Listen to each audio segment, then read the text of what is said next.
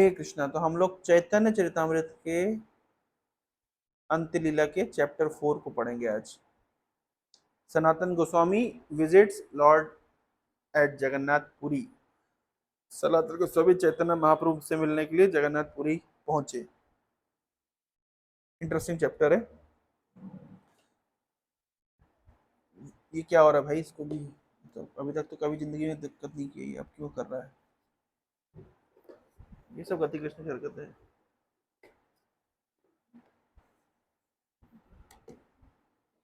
ठीक है। वृंदावनात् पुनः प्राप्तम्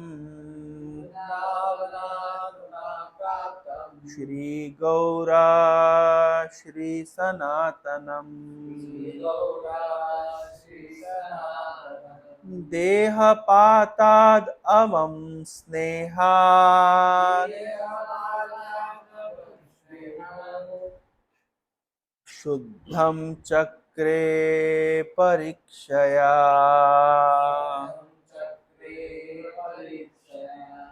तो बोल रहे हैं वृंदावनात् पुनः प्राप्तम, मतलब वृंदावन से जब पुनः लौटे। कौन लौटे? सनातन गोस्वामी लौटे, है ना। और उनका मिलन हुआ। किनके बीच किनका मिलन हो रहा है?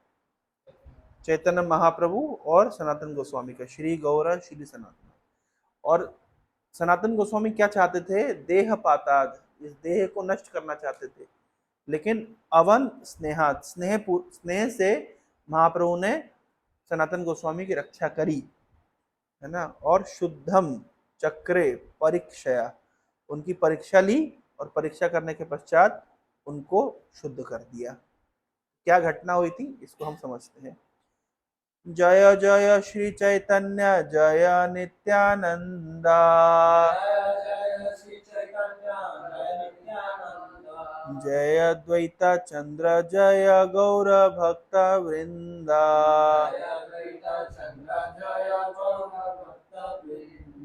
नीलाचल हैते रूप गौड़े जबे गेला,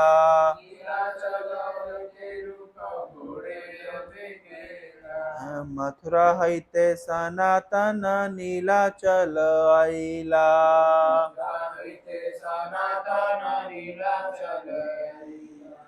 तो जब सनातन when Shri Rup Goswami return from Jagannathpuri to Bengal, जब नीलाचल हैते रूप गौड़ जबे गेला, जब रूप गोस्वामी चैतन्य महाप्रभु से मिलने के लिए आए थे पुरी में, और जब वो बंगाल की ओर रवाना हुए, उस समय मथुरा हैते सनातन नीलाचल आइला, उस समय सनातन गोस्वामी मथुरा से नीलाचल आए। तो प्रश्न उठ सकता है कि थोड़ा पहले आ जाते, है ना, भाई से मिल लेते, है ना। लेकिन उस जमाने में कम्युनिकेशन कोई साधन नहीं था कि भाई फोन करके ना, तुम भी उसी समय की टिकट करा लो, मैं भी उसी समय की टिकट करा दो, हम सब वहीं पे जाके मिलेंगे, ऐसा प्लान है। ऐसा कुछ नहीं हुआ था। तो अब किस रास्ते से आए सनातन गोस्वामी? जिस रास्ते से चैतन्य महाप्रभु एक बार वृंदावन गए थे, यानी कौन से रास्ते से? झारखंड। झारखंड वन पथे आइला एकल चलिया,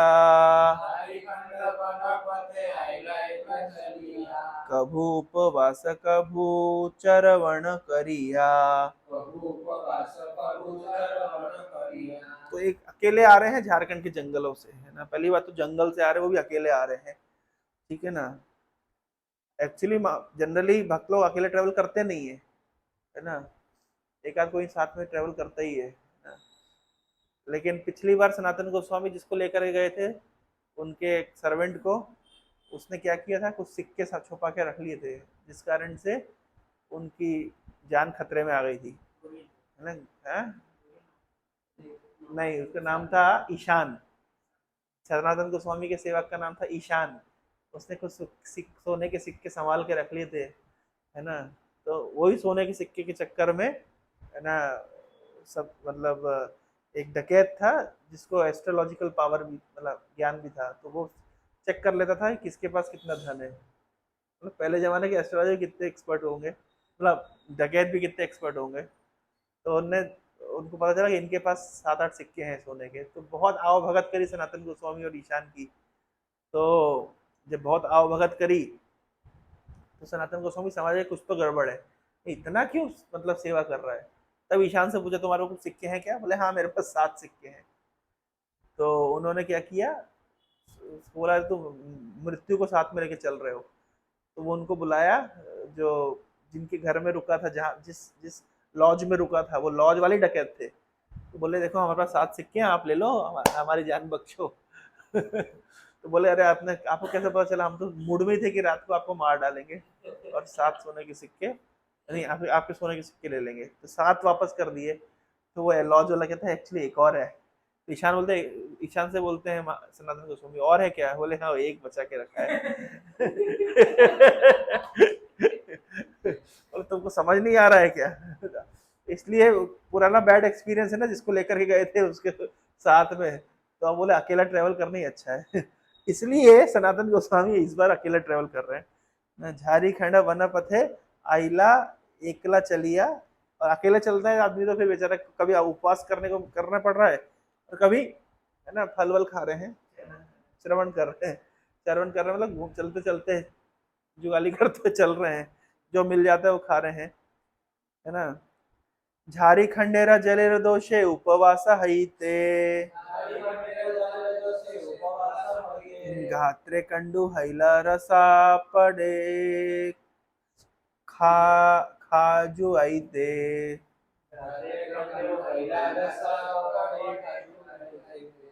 तो झारखंड का जल का दोष है ना, और उपवास करना, कभी खाना मिला नहीं मिला, है ना, या और जब पानी जैसा मिला झारखंड का, तो उसके कारण क्या हो गया, उनके शरीर में है ना इचिंग हो गई, है ना, खुजली हो गई, खुजली रोग हो गया, और काफी इचिंग हो गई बॉडी में। निरवेद हैल पथे करे न विचार, नीच जाति देह मोरा अत्यंत सार। तो निर्वेद मतलब मतलब डिसअपॉइंटमेंट था, बहुत ही अच्छा फील नहीं कर रहे थे, है ना, और विचार कर रहे थे एक तो मैं नीच जाति का हूँ, ऊपर से मेरा जो शरीर है ये भी किसी काम का नहीं है, इसमें बीमारियां लगी हुई है ना।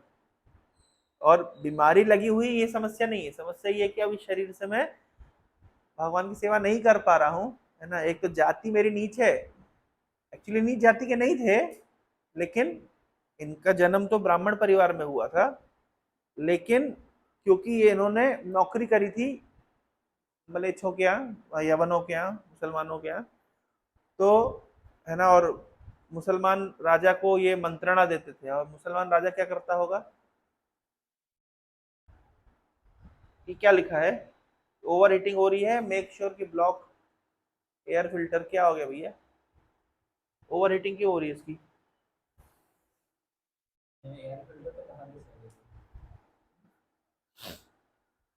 The projector is over heating, block, हवा नहीं निकल रही क्या? हवा निकल रही है, कम निकल रही है, ठीक है। हाँ, उसमें कोई वेंट नहीं है, वेंट तो इसके ऊपर है, क्या लेंस के ऊपर है, ठीक है। तो एक तो क्या है, नीच जाति नहीं है सनातन गोस्वामी का जन्म, लेकिन क्योंकि यवन राजाओं को मंत्रणा देते थे, और यवन राजा क्या करते थे, मार काट करते थे, धर्मांतरण करते थे, मंदिर तोड़ते थे, गाय काटते थे, तो कुल मिलाकर के उसका सारा क्रेडिट सनातन गोस्वामी के ऊपर आता था, आना चाहिए आइडियली, जो मंत्रणा दे रहा है इस है साकर मलिक दबीर खास, तो इस तरह का नाम रख लिया था।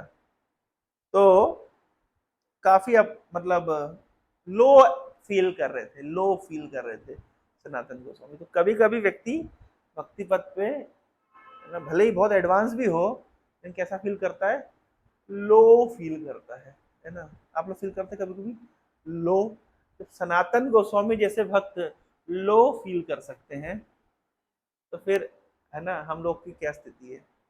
एक बहुत इंटरेस्टिंग पॉइंट मैं आप लोग को बताऊंगा। कल परसों मैं एक रियलाइजेशन ले रहा था, और उसमें ओशो को सुन रहा था, मतलब ओशो की रील आई थी। आप लोग जानते ना ओशो, रजनीश, है ना, हाँ। तो बहुत अच्छा पॉइंट बताया, मतलब मैंने कभी इस तरह का पॉइंट मुझे स्ट्राइक नहीं हुआ था। एक्चुअली दूसरे दार्शनिकों से हमारी कोई समस्या नहीं है, हमें ओशो से, सदगुरु से, आचार्य प्रशांत से, या हमें कोई समस्या नहीं है, क्योंकि ये लोग जो मतलब कर्म कांड का खंडन करते हैं, है ना, जैसे कबीरदास जी, उन्होंने बहुत जगह कर्म कांड का खंडन किया है। तो कर्म कांड का खंडन करने वाला जो भी सेक्शन है, या जो भी बात वो बोलते हैं, जो भी समाज में धर्म के नाम पे कुरीतियां व्याप्त है ना, उसके ऊपर ये बहुत अच्छा बोलते हैं सभी लोग, है ना। तो उस सेंस में हमें कोई आपत्ति नहीं हो, आपत्ति हमारी केवल आपत्ति ये है कि जन्म कर्म चमे दिव्यम, भगवान का जन्म कर्म दिव्य है ना, ये अंडरस्टैंडिंग उनके पास नहीं है, या वो इसको नहीं मानते हैं, है ना। अभी मैं कल परसों एक और ऐसे रील देख रहा था सैड गुरु जी की, तो वो बता रहे थे कि आप अब जिसको भगवान मानते हो, है ना, राम कृष्ण शिव, है ना, so they were the people those who have walked this land. वो एक समय में है ना, they had families, they had children, है ना।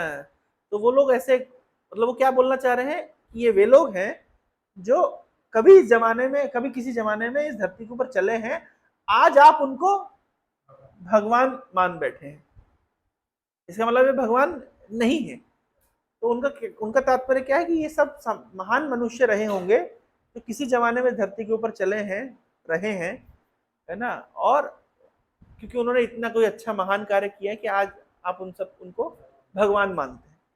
हमें इस सिद्धांत से समस्या है ना, क्योंकि इस सिद्धांत में भगवान जो गीता में कह रहे हैं, जन्म कर्म चमे दिव्यम, मेरा जन्म और कर्म दिव्य होता है, मैं अवतार लेकर के संसार में आता हूं, है ना, ये सब कॉन्सेप्ट को वो नहीं मानते। तो भगवत तत्व विज्ञान में हमारी उनसे बहुत समस्या है। अदरवाइज कर्मकांड का खंडन करने में जितने उन लोगों ने मत दिया है, और जो धर्म के नाम पे कुरीतियां व्याप्त है समाज में, और उसको उन्होंने मतलब जिस तरीके से प्रेजेंट करा है और जिस तरीके से एड्रेस किया है उस इश्यूज को, वो अच्छा है। मैं उसको मतलब यही कारण है कि लोग उनसे आकर्षित होते हैं, उनके प्रवचनों से लोग आकर्षित क्यों होते हैं, क्योंकि लोगों का धर्म को लेकर के एक बहुत ही बुरा माइंडसेट है। जिस तरीके से धर्म के नाम पे, अभी कल एक और ऐसे रील देख रहा था, रियलाइजेशन, तो लोग कुंभ मेला में चल रहे थे और वो किसी ने गलती से ब्रिज को हाथ लगा दिया होगा, मतलब जो ब्रिज के नीचे से जा रहे थे ये लोग, तो ब्रिज को से हाथ लगा दिया होगा। तो लोगों ने क्या समझ लिया कि एक ने हाथ लगाया, दूसरे ने भी हाथ लगाया, तीसरे ने ऐसे ऐसे करने लगा, है ना। अब तो ट्रेंड बन गया कि हजार हजार आदमी वहां से पास हो रहे हैं और सब ब्रिज को ऐसे हाथ लगाते जा रहे हैं, सब ब्रिज को ऐसे हाथ लगाते जा रहे हैं, वो वीडियो वायरल हो रहा है। तो तो भाई मूर्ख जनता है, कहीं से शुरू, है ना। वो कहानी सुनी ना आप लोगों ने कि एक शादी हो रही थी, सुनिए स्टोरी। तो शादी में मैंने एक बिल्ली बहुत तंग कर रही थी, है ना। तो लड़की की माँ ने कहा, अरे बिल्ली बहुत तंग कर रही है ना। उसने सोचा, तो उसने बोला कि अरे टोकरी लेके आओ, टोकरी लेके आओ। और उन्होंने क्या किया, बिल्ली के ऊपर वो टोकरी रख दी। अब ये घटना उसकी लड़की ने देखी थी जिसकी शादी हो रही थी, शादी हो गई, उसकी लड़की हुई, उसकी लड़की बड़ी हो गई। जब जब उसकी लड़की की शादी की उम्र आ गई, शादी के समय आ गया, तो सारे रिचुअल्स की तैयारी हो गई। तो अरे एक रिचुअल तो छूट ही गया। बोले क्या? बोले बिल्ली पे टोकरी नहीं रखी। बोले बिल्ली लेके आओ। तो बिल्ली लेके आए, उसके ऊपर टोकरी रखी।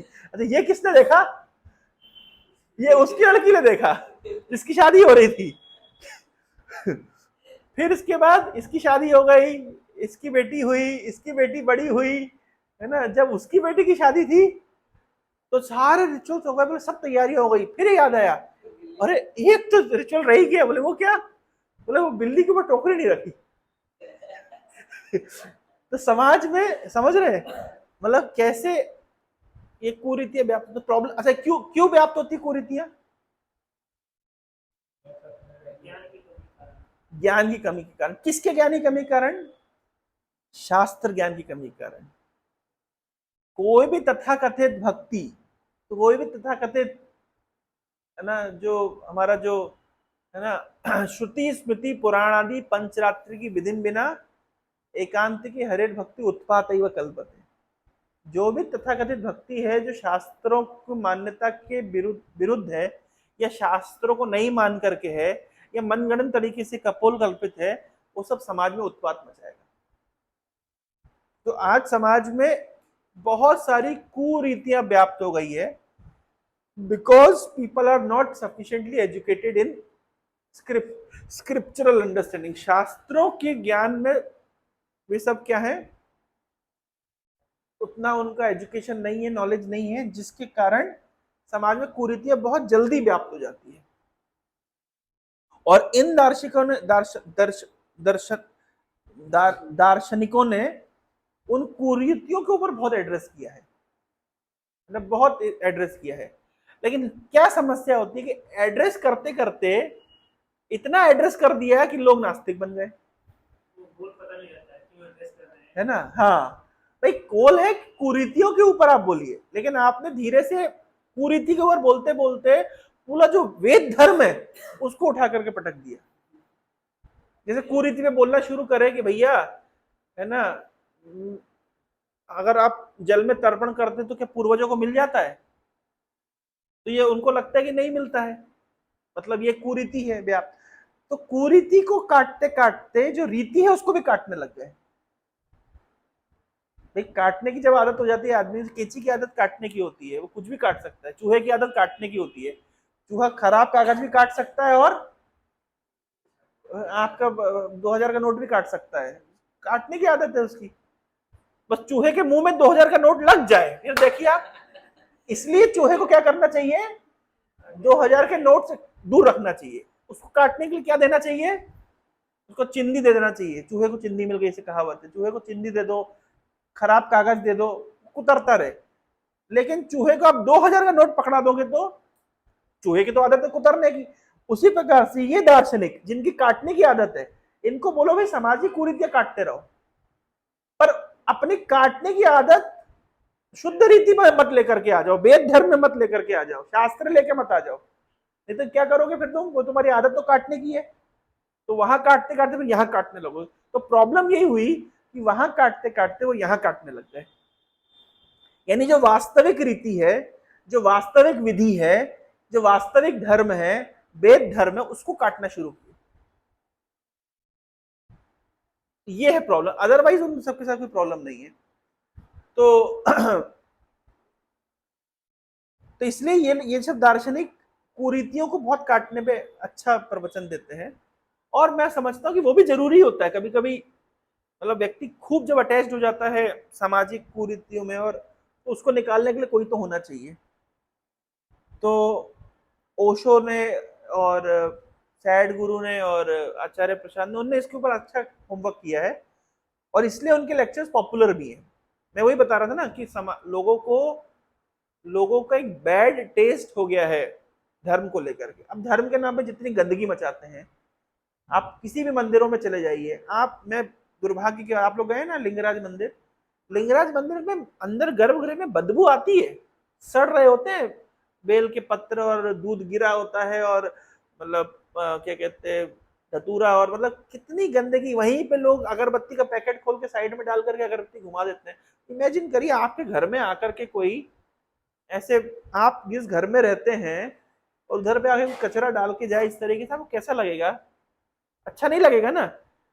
शिव जी के आप गर्भगृह में प्रवेश कर रहे हैं, वहीं पे अगरबत्ती फेंक दे रहे हैं, वहीं पे कचरा फेंक दे रहे हैं, वहीं पे नारियल फेंक दे रहे हैं, और वही शिव जी को अगरबत्ती दिखा दे रहे हैं। बड़े खुश होंगे शिव जी बहुत। और सर्दी के मौसम में चिलचिलाता पानी डाल दे रहे हैं, ठंडा उनको, शिव जी को भी कैसा लगता होगा। इमेजिन करिए आप बैठे हुए घर में आराम से, कोई आया और अब सीधे आपके ऊपर सर्दी के मौसम में ठंडा पानी डाल दिया। हमारे अर्चन विधि में एक नियम है, जब भगवान को सुबह उठाते हैं या जो अर्घ प्रदान करते हैं, जल प्रदान करते हैं, सर्दी के मौसम में बकायदा पानी को कुमकुम कुम क्या कैसे मतलब वार्म करके, कुसुम कुसुम जल को गर्म करके ऑफर किया जाता है। हैं? समझ रहे हैं? ये नियम है, हम लोग किए हैं इसको। ठंडा जल नहीं देते भगवान को, गर्म पानी देते हैं। हैं? ठंडी ज्यादा होता है तो गर्म पानी करके देते हैं। लेकिन मजाल किसकी, कोई शिव भक्त जो इस तरह तथाकथित जाके देखे सोचे, उसके मन में भी ये बात आए, वो तो उल्टा तर्क देते कि शिव जी तो हिमालय पे रहते, उनकी आदत पड़ी हुई है। तो धर्म के नाम पे क्या है, मतलब रिचुअल्स है, स्पिरिचुअल नहीं है, कोई इमोशंस नहीं है। इसलिए क्या है लोग, मतलब तो इस तो कुछ दार्शनिक दर्श फिलोसफर्स ने इस तरह के रिचुअल वालों को काटने, अच्छा काटा है ना, बहुत काटा है। खैर जो भी है, तो मैं किसी कारण से ओशो को सुन रहा था, मतलब उनको नहीं सुन रहा था, एक रील आ गई है ना, तो बहुत अच्छा पॉइंट बताया है। चर्चा कहाँ से शुरू हुई थी हमारी, आप लोग भूल गए होंगे। लो फील कर रहे थे, सनातन गोस्वामी लो फील कर रहे थे, तो ओशो ने बहुत अच्छी बात बोली। बोले जैसे महिलाओं का एक मतलब मेंस्ट्रुअल साइकिल होता है, 3-4 दिन महीने में ऐसा समय आता है जब उनकी बॉडी में चेंजेस होते हैं और उनका मूड काफी लो होता है ना, ये तो बाय डिफॉल्ट होता है। बोले पुरुषों में भी होता है, पुरुषों में भी होता है, बस महिलाओं का दिखाई देता है। अब देखिए थे, अब आप भी ओशो के फैन हैं, लिटरेचर में आपका भी इंटरेस्ट है। कब आ जाता है, जब आप एल्गोरिथम आपको ही क्यों दिखा रहा है, इतने लोगों को क्यों नहीं दिखा रहा है ना।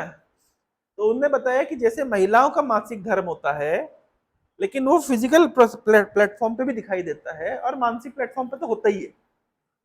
उस तरीके से पुरुषों का मासिक धर्म भी होता है, उसमें फिजिकल ट्रांसफॉर्मेशन कुछ नहीं होता है, लेकिन मानसिक ट्रांसफॉर्मेशन होता है, जिसमें वो नकारात्मक फील करते हैं, जिसमें वो चिड़चिड़ा फील करते हैं और जिसमें वो लो फील करते हैं। अब आश्चर्य की बात, जब मैंने ये रील सुनी, मैंने कहा ये बात तो सही बोल रहे हैं, क्योंकि हर व्यक्ति ऐसा फील करता है। महीने के कुछ ऐसे दिन होते हैं जिसमें हम भयंकर चिड़चिड़ा फील करते हैं, 3-4 दिन ऐसे होते हैं। हमारे मित्र हैं कमिलवा प्रभु, उनने मेरे को हिसाब करके बताया कि आप किस किस दिन लो फील करेंगे, उनका एस्ट्रोलॉजी का नॉलेज है। वो चंद्रमा से संबंधित कुछ कुछ उन्होंने बताया कि आपके लिए चंद्रमा से संबंधित कुछ कुछ दिन होते हैं जिसमें आप लो फील करो, और मैंने प्रैक्टिकल देखा है। अब वो कौन कौन से दिन है आइडियली मुझे याद नहीं है, मैं इतना डिटेल में नहीं गया, पर मैंने देखा है कि वो हर रोज 15 दिन के साइकिल में वो आएगा 1-2 दिन का समय कि भयंकर चिड़चिड़ा लगेगा, हर व्यक्ति मुझे शत्रु लगेगा। अच्छा मैं बोल रहा हूँ, अच्छा ऐसा मत बोले आप लोग को नहीं लगता, सबको होता है, हर व्यक्ति शत्रु लगेगा, है ना। और मैं तो उस समय मतलब मुझे पता है मुंह बंद करना है, मुंह खोलूंगा तो झगड़ा करूंगा किसी से, चुप रहूंगा, है ना। इनफैक्ट कभी कभी तो ऐसा होता है कि अपने मंदिर में अपने कमरे में जा करके और गुफा में घुस जाऊंगा और माला जप करते करते, है ना, 5-10 माला एक्स्ट्रा करते करते और सो जाऊंगा मैं। क्यों? क्योंकि मुझे पता मेरे किसी से मिलने की इच्छा नहीं करेगी, किसी की शक्ल देखने की इच्छा नहीं करेगी, चिड़चिड़ापन लगेगा, होपलेसनेस लगेगा, लगेगा कहाँ फंस गए इस्कॉन में आकर के। लेकिन बाहर भी जाते तो क्या करते, वहां भी समझ रहे हैं ना, एक the situation of complete hopelessness, कि कहीं स्कोप नहीं है, ये जिंदगी खराब है, शून्य हो जाता है व्यक्ति। तो ये क्यों? और मुझे ये भी पता है कि ये तमोगुण का विकार है, ये कुछ समय के लिए आया है, और कुछ समय इसको अगर मैं सहन कर जाऊंगा तो आज छोड़िए कल पर तक अच्छा हो जाएगा।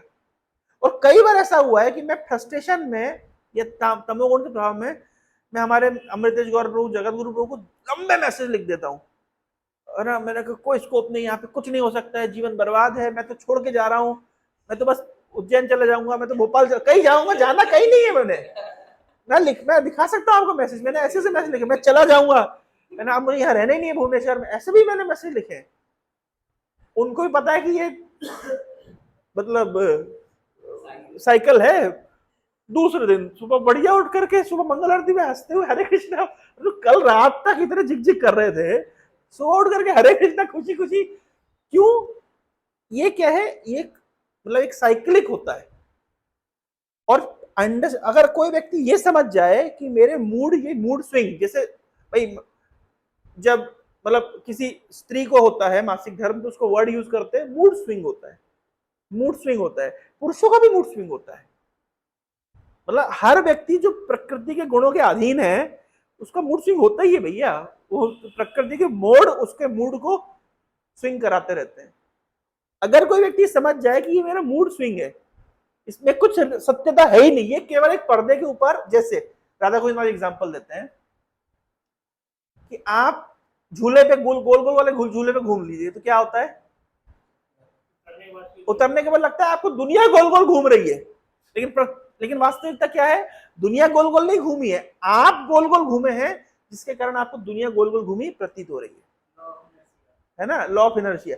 उसी प्रकार से मूड हमारा स्विंग होता है, मन हमको ऐसे पिक्चर दिखा रहा है कि दुनिया गोल गोल घूम रही, मतलब दुनिया बर्बाद है, दुनिया होपलेस है, मतलब हर चीज नेगेटिव है, नकारात्मक है, लेकिन प्रत्येक बात यह है कि केवल उस समय के लिए आपको ये फिल्म दिखाई जा रही है। वो कौन सी फिल्म, कौन सा पता है, वीआर, ये वीआर दिखा है, वर्चुअल रियलिटी, ये वर्चुअल रियलिटी है, कुछ नहीं है सत्यता में। उस समय व्यक्ति अगर सहन कर जाए, उस समय अगर सहन कर जाए तो बच सकता है। अधिकतर प्रॉब्लम उसी समय होती है, यही मानसिकता के समय लोग सुसाइड भी कर लेते हैं। तो सुसाइडल थॉट्स, कोई बोले मुझे नहीं आता तो पागल है, जिसको नहीं आता, सबको आता है। कोई अगर बोलता है कि मुझे नहीं आता, मैं बिल्कुल सही हूं, वो सबसे बड़ा पागल है। हर व्यक्ति को आता है। अब समझ रहे हैं, आता है कि नहीं आता है, ये आता है। उस समय बस क्या है, अपने आप को एजुकेट करना है, अपने आप को ट्रेन करना है, अपने मन को समझाना है, देख मन सुन, तू जो मुझे फिल्म दिखा रहा है, मुझे पता है ये वीआर है, वर्चुअल रियलिटी है, इसमें कोई सत्यता नहीं है, कोई खराब नहीं है, ना आदित्य खराब है, ना राधे श्याम प्रभु खराब है, गति किसी थोड़ा खराब हो सकता है, लेकिन कोई खराब नहीं है, केवल मेरा मन जो है ये समस्या क्रिएट कर रहा है। उस समय, जिस समय ये मूड आता है ना, उस समय लगता है, मेरे को तो ऐसा लगता है जगत गुरु से खराब कोई व्यक्ति नहीं है, अमृतेश गौरव से खराब कोई व्यक्ति नहीं है, और सात्विक मतलब वो तो कहने ही क्या,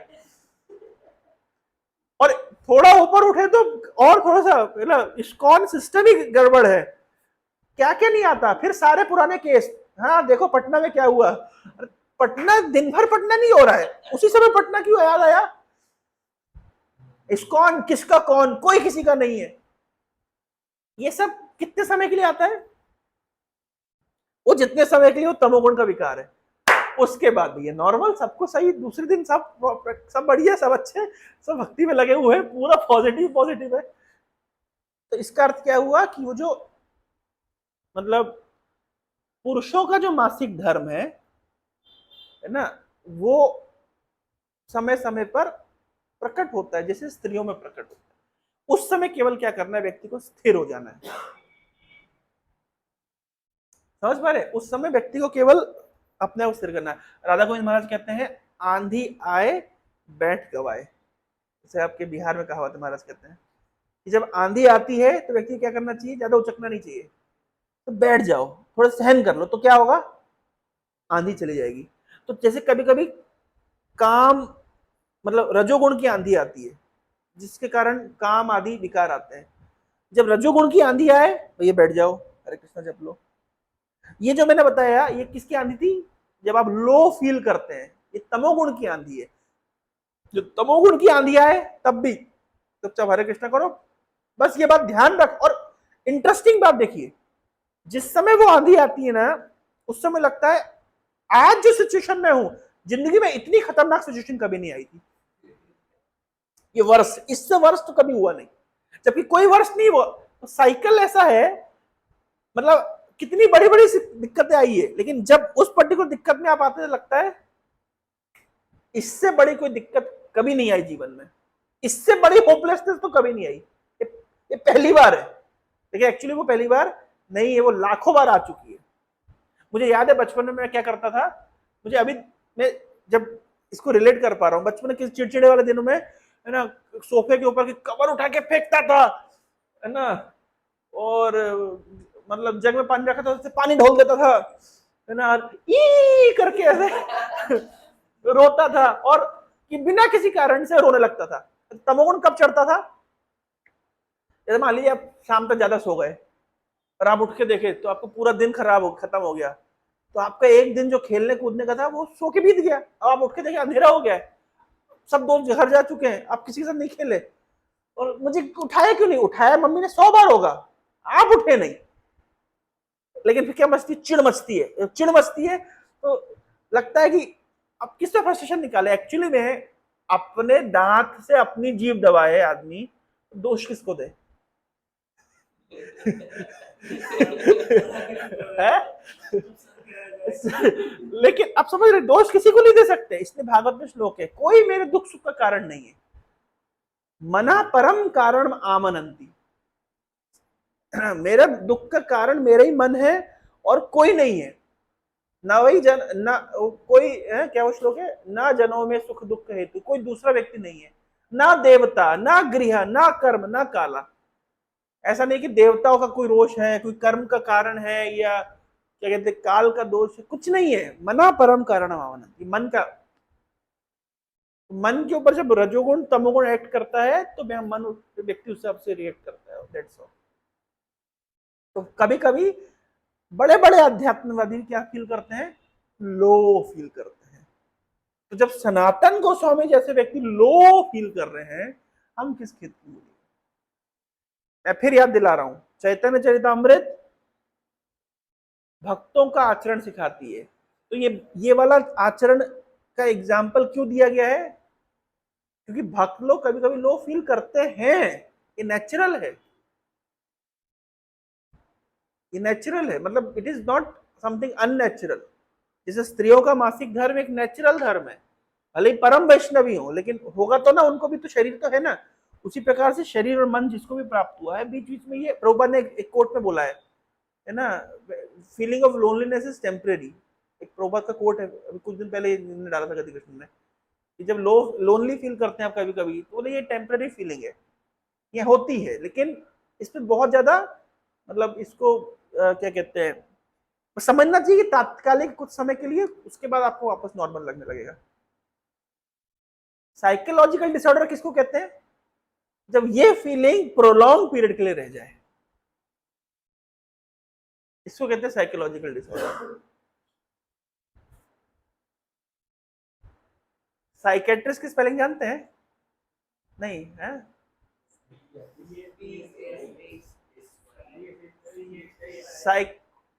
साइकोथेरेपिस्ट, साइकोथेरेपिस्ट। तो एक उसमें एक मीम आया था, psycho the rapist. Psychotherapist is psycho the rapist. तो अगर ये फीलिंग लंबे समय तक रहे तो समस्या है ना। लेकिन एक और खा रील देख रहा था मैं, बढ़िया बात बिक्री ने बोली थी। एक तो मैं भूल जाता हूँ, मैं सेव करता हूँ फिर डिलीट मार देता हूँ, क्योंकि फिर सेव करता हूँ मोबाइल के अंदर, फिर उसके बाद क्या करता हूँ, फिर वो मोबाइल का स्पेस खत्म हो जाता है तो फिर डिलीट मार देता हूँ। एक बहुत अच्छी इन्होंने बोली थी, किसने, मैं नाम भूल रहा हूँ, शायद सैड गुरु ने बोली थी, बहुत अच्छी बात बोली थी, है ना। वो बोले थे कि अरे यार मैं इतनी अच्छी बात भूल गया। वो बोल रहे थे कि हाँ, बोले कि जो हवा में किले बनाए, है ना, तो वो क्या है, वो समथिंग साइकोसिस समथिंग समथिंग है, ठीक है ना। और जो हवा के किले में रहने जाए, है ना, तो वो साइको है, ठीक है ना, समथिंग, वो कुछ वर्ड्स यूज कर रहे थे। और जो आपसे हवा के किले में रहने का पैसा ले, वो साइकेट्रिस्ट है। अच्छा पॉइंट बोले ना, समझे नहीं समझे? जो हवा किले बनाए, है ना, वो समथिंग साइको है ना। जो हवा के किले में रहने जाए तो वो साइको है। मतलब वो अलग अलग वोकेबलरी यूज करते, मैं भूल गया। लेकिन जो आपके हवा के किले में रहने का पैसा ले, रेंट ले, वो क्या है, साइकेट्रिस्ट है। समझ गए ना आप लोग?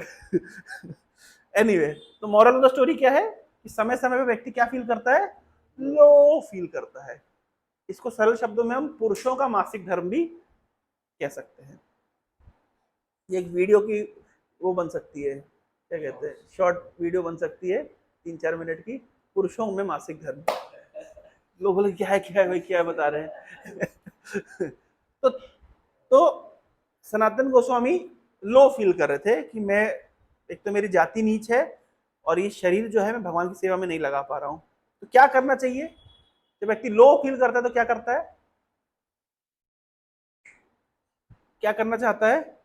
तो बोलते हैं तो बोल रहे हैं कि जगन्नाथ गेले तारा दर्शन ना पाइनो, प्रभुर दर्शन सदा करिते नरिमु। अब देखिए, लो फील करने में व्यक्ति क्या क्या फील कर सकता है, कितना कुछ फील कर सकता है। एक तो मैं जगन्नाथ का दर्शन नहीं कर पाऊंगा, पूरी जाऊंगा तो मंदिर के अंदर घुसूंगा नहीं, और हर समय भी मुझे चैतन्य महाप्रभु ने मुझे देखो दूर कर दिया। चाहते तो चैतन्य महाप्रभु अपने पास रख सकते थे मुझे, लेकिन उन्होंने क्या किया, मुझे वृंदावन भेज दिया। तो मैं वहां, मैं उनका भी दर्शन नहीं कर पा रहा हूँ। कोई मतलब रीजन नहीं है उनकी, कोई मतलब उनके लो फील करने कोई रीजन नहीं है। लो फील कर रहे हैं, रीजन क्या क्या दे रहे हैं? भाई आपको किसने मना कि जगन्नाथ को दर्शन करने से? ये आप ही मान रहे हैं कि मैं नीच हूं। कर लेते दर्शन, और चलो कम से कम नहीं करोगे पतित पावन के दर्शन कर लेना, नहीं तो जगन्नाथ जी रथ यात्रा तो बाहर निकले तब दर्शन कर लेना। इतना लो फील करना क्या जरूरत है आपको भाई? ऑनलाइन देख लेना, यूट्यूब पे देख लेना, फोटो देख लेना, बहुत कुछ कर सकते हैं आप, तरीके हैं। इतना क्या लो फील कर रहे हैं? लेकिन आदमी जब लो फील करता है तो बिना रीजन के मुझसे कोई प्यार नहीं करता है, सबने मुझे तिरस्कृत करके रखा है, देश में मुझे कोई पसंद नहीं करता है, प्रभु जी मुझे पसंद नहीं करते हैं, क्या फायदा है इस जिंदगी का?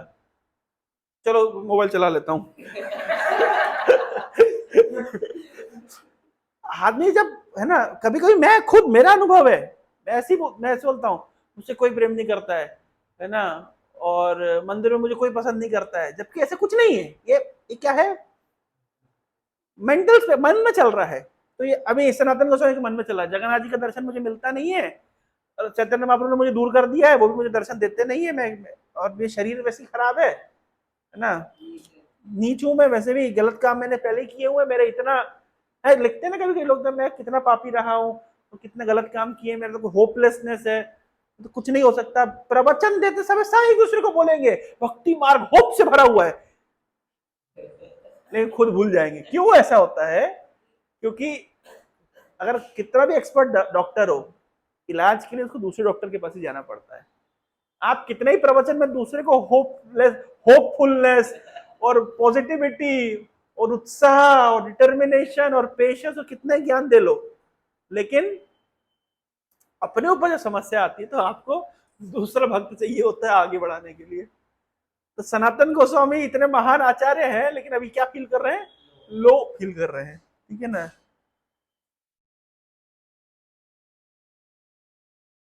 अब बोले अरे तो ये अगर चैतन्य महाप्रभु से मिल लेना वहीं पे जाके, तो महाप्रभु तो रहते ही जगन्नाथ मंदिर के पास में, ये क्यों कह रहे नहीं मिल पाओगे? मंदिरा निकटे सुनी तारावास स्थिति, मंदिरा निकटे जाइते मोरा नहीं शक्ति। हाँ ठीक है, आप कह रहे हो कि चैतन्य महाप्रभु से मिल लेना, लेकिन चैतन्य महाप्रभु रहते कहाँ है? जगन्नाथपुरी मंदिर के पास में रहते हैं, और मैं तो मंदिर के पास जा नहीं सकता। क्यों नहीं जा सकता?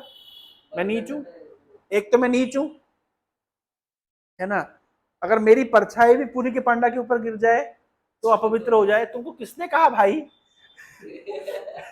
भाई किसी पांडा ने, किसने बोला? ये अपने मन से लगाए जा रहे हो, मतलब समझ रहे हैं? और चैतन्य महाप्रभु ने तुमको बोला क्या कि भाई मेरे से मिलने मत आना? मैं बोला, अपने मन से लगा रहे हैं। जगन्नाथेरा सेवक फेरे कार्य अनुरोधे, तार स्पर्श हिले मोरा हवे अपराधे। इतने लोगों से वो मिलते हैं, तो उनका अपराध नहीं हो रहा, तुम्हारा अपराध होना जरूरी है। सोचने वाली बात है। लेकिन आदमी जब लो फील करता है तो क्या नहीं सोच सकता है? मुझे मुझे मुझे लग रहा है आप लोग रिलेट कर पा रहे हैं। अच्छा ऐसा है क्या? सुबह से लो फील कर रहे हो क्या? साइकिल चल रहा है। तते यदि यही देहा भाल स्थाने दिए, दुख शांति हयार सदगति पाइये। भैया इससे तो अच्छा ये शरीर वैसे किसी काम का नहीं है, तो अगर मैं कहीं अच्छे जगह पे शरीर को खत्म कर दूंगा, सेक्रीफाइस कर दूंगा, है ना, तो सदगति मिलेगी मुझे। तो मतलब जी के तो मुझे जीते जी तो मुझे सदगति मिल नहीं रही है ना। मतलब ये लो फीलिंग का फाइनल स्टेज है। आदमी क्या सोचता है, सुसाइड कर लेता हूँ। शरीर रखना समस्या है। ध्यान रखिए, जो जितना अधिक कॉन्शियस होता है वो उतना अधिक ही फील कर पाता है। हंसने की क्या बात है, ये तो सच्ची बात है। If somebody is able to feel like this, that means वो सोचता है, विचार करता है। जो अधिक विचारशील होता है वो ही मतलब इस तरह सोच सकता है। जो विचारशील नहीं है वो तो, जैसे उदाहरण के जानवर, जानवर क्या है, उसके अंदर विचार शक्ति नहीं है। कभी जानवर, कभी सुना जानवर ने सुसाइड किया? कुत्ते को कुतिया नहीं मिली तो फांसी लगा करके मर गया। ये कभी आपने देखा हो कुत्ते को टंगा हुआ कहीं पे? कभी सोचा क्यों नहीं होता ऐसा है? विचार शक्ति नहीं है। विचार शक्ति जिसमें होती है उसी को तो सुसाइड करने का भी विचार आएगा ना। बट डिप्रेशन, एंजाइटी, स्ट्रेस किसको होगा? जिसकी विचार शक्ति है। जानवरों में नहीं होती है। समझ रहे? विचार शक्ति। तो अगर कोई व्यक्ति ऐसा विचार भी कर रहा है और बड़ी बड़ी फिलोसफिकल तरीके से विचार कर रहे हैं कि ये शरीर को मैं अच्छे जगह पे जाकर के नष्ट कर देता हूं, इससे क्या होगा, मेरी सदगति, यानी सदगति का विचार है, लेकिन कम वक्त अभी लो फील कर रहे हैं। तो सनातन गोस्वामी इस तरह लो फील कर रहे हैं, है ना। सबसे अच्छा स्थान कहाँ होगा, कहां पे जाके शरीर को नाश कर दूं, कहां पे सुसाइड कर लूं जाकर के? है जहां पे, कहां सुसाइड कर देना अच्छा है? लोग कई, अब सुसाइड के कई तरीके हो सकते हैं, है ना। सबसे अच्छा तरीका क्या है? तो सबसे अच्छा तरीका है जगन्नाथ रथ यात्रा हाई बेन बाहिरा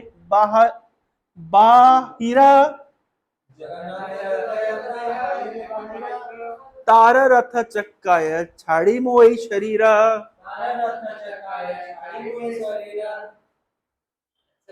है ना, बढ़िया प्लान बना रहे भाई लोग, बहुत प्लान बनाते, छत से कूद जाऊंगा, पंखे से लटक जाऊंगा, जहर खा जाऊंगा।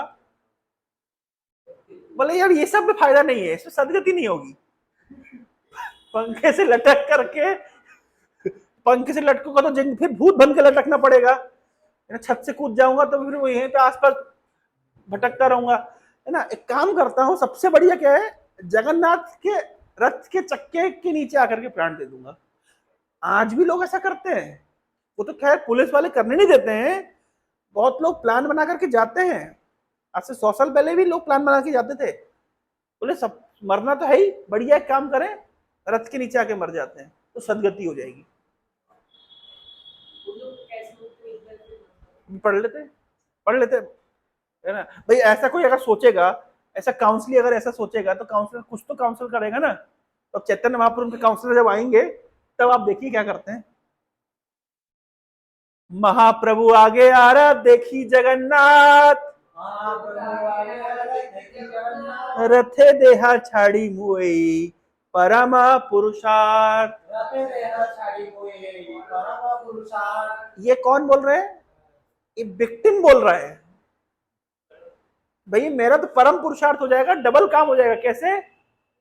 कि चैतन्य महाप्रभु भी नाच रहे होंगे और इधर पे जगन्नाथ जी भी होंगे, दोनों को देखते हुए। हरिदास तो क्या बोले थे कि महाप्रभु आपको देखते हुए शरीर त्यागूंगा। सनातन गोस्वामी एक कदम और एक्स्ट्रा बोले, महाप्रभु भी देखूंगा और जगन्नाथ भी देखूंगा, बढ़िया परम पुरुषार्थ, रथ के सामने आके शरीर त्याग दूंगा। यही तो निश्चय करी नीलाचल आइला, लोके पूछी हरिदास स्थाने उत्तरिला। ये सारी प्लानिंग उनने कहा कर ली, रास्ते में कर ली। आदमी को अकेले क्यों ट्रेवल नहीं करना चाहिए, ये भी एक कारण है। अकेले रहने में क्या समस्या है? ये समस्या है ये सनातन गोस्वामी अकेले ट्रेवल कर रहे हैं, इसलिए बात कर नहीं रहे किसी से, गप मार नहीं रहे किसी से, एक बात कर लिए होते, गप कर लिए होते, कुछ कृष्ण कथा कर लिए होते, साथ में चैंटिंग कर लिए होते, तो मन ठीक रहता। अकेले जब रहता है आदमी तो क्या क्या सोचना शुरू कर रहे हैं, मुझसे कोई प्रेम नहीं करता, मैं नीच जाति में हूँ, मैं शरीर मेरा खराब है, भगवान की सेवा में नहीं लगा हूँ, जगन्नाथ का दर्शन नहीं मिलेगा, महाप्रभु ने मुझे दूर भेज दिया है, मैं किसी काम का नहीं हूँ, है ना, बेटर होगा कि मैं सुसाइड कर लूं। ये सारी जो प्लानिंग बनाई मन ने, आदमी अकेला है तो खुद वो आदमी खुद और उसका मन, दो के बीच में वार्तालाप चलती है। इसलिए हमेशा जब ट्रेवलिंग करना चाहिए किसी के साथ करना चाहिए, रूम में रहना चाहिए किसी के साथ में रहना चाहिए, भोजन करने किसी के साथ, अकेले रहने में समस्या है, किसी के साथ रहेंगे आधी प्रॉब्लम सॉल्व हो जाएगी। सनातन गोस्वामी की आधी प्रॉब्लम सॉल्व हो जाती अगर किसी के साथ रहते, लेकिन अकेले ट्रेवल कर रहे थे, क्या करें। इसलिए कभी भी भक्तों को अकेले रहने के लिए मना किया जाता है। मैक्सिमम समय में भक्तों को दूसरे भक्तों के साथ में, लाइक माइंडेड भक्तों के साथ में उठना बैठना करना चाहिए, शेयर करना चाहिए। अकेले नहीं तो माइंड कहां तक ले जा चुका है अभी तक, मतलब सनातन गोस्वामी जैसे आचार्य का मन उनको क्या कन्विंस कर चुका है, बस सुसाइड करने का तरीका थोड़ा कैजुअल है, मतलब परम पुरुषार्थ वाला है, मतलब मतलब जहर खा के नहीं सुसाइड करूंगा, पंखे से लटक के, पंखा तो उस समय होता ही नहीं होगा,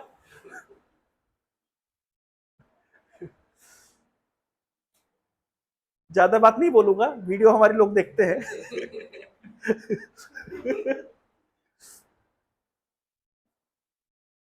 तो इस तरीके से निश्चय करके, इस तरह का डिटर्मिनेशन लेकर के कि मैं रथ के नीचे आकर पहिए के नीचे शरीर त्याग दूंगा, है ना। और वो पहुंचे और पूछे हरिदास कहाँ रहते, हरिदास के पास, हरिदास कहाँ रहते थे, सिद्ध बकुल में, ठीक है। हरिदासेरा कैला तेहा चरण बंधन, जानी हरिदास तारे कैला लिंगन, गए हरिदास ठाकुर के चरणों में वंदना करे। हरिदास ठाकुर एजेड है, सनातन गोस्वामी से यंग है, और हरिदास नामाचार्य के रूप में प्रसिद्ध हैं, सब जानते हैं, इनका पूर्व इतिहास भी बहुत सुंदर रहा है, प्रसिद्ध रहे किस प्रकार से 22 बाजार में इनकी पिटाई हुई है, और उसके बाद भी ये अपनी योग शक्ति से वापस जी उठे, सब जानते थे इस बात को। लेकिन महाप्रभु का सानिध्य प्राप्त करने के लिए हरिदास कहाँ रह रहे थे, पुरी में रह रहे थे। तो महाप्रभु से यंग एज, महाप्रभु यंग एज के थे, सनातन सब यंग एज के थे कंपेरेटिवली, हरिदास हरिदास ओल्ड है। इनफैक्ट नित्यानंद प्रभु हरिदास को चैतन्य बाबू भेजते थे, तो नित्यानंद प्रभु प्रीचिंग करते थे, और कोई अगर अटैक करे तो दौड़ के आ जाते थे, हरिदास दौड़ नहीं पाते थे क्योंकि वृद्ध थे। चैतन्य भागवत का जो फेमस प्रसंग है, जगाई मदाई का प्रसंग, उसमें प्रसंग में यही तो मूल है कि नित्यानंद प्रभु यंग है, तो दौड़ करके भाग करके आ गए और हरिदास को पीछे छोड़ा है, क्योंकि हरिदास ओल्ड एज के हैं। तो हरिदास ठाकुर के पास आए सनातन गोस्वामी, और आकर के प्रणाम किए, और जब पता चला कि ये सनातन आए हैं तो हरिदास ने उनको आलिंगन किया। महाप्रभु देखिते तारा उत्कंठित मन, महाप्रभु देखिते तारा उत्कंठित मन, हरिदास कहे प्रभु आसिवे नेखन, हरिदास कहे प्रभु आसिवे नेखन। महाप्रभु आते ही होंगे, कैसे पता, कैसे पता है, रोज आते थे। और कब आते थे, दोपहर के समय आते थे। दोपहर के समय जब समुद्र स्नान करने जाते थे महाप्रभु, मिलते हुए जाते थे, मिलते हुए आते थे, एवरी डे का ये। और यहां तक कि ऐसा लिखा गया है कि भाई जो जगन्नाथ का दर्शन करने के लिए यवन हरिदास जा नहीं सकते थे, वो जगन्नाथ चल स्वरूप में महाप्रभु के रूप में आकर के एवरी डे दर्शन देते थे, किसको, हरिदास ठाकुर को।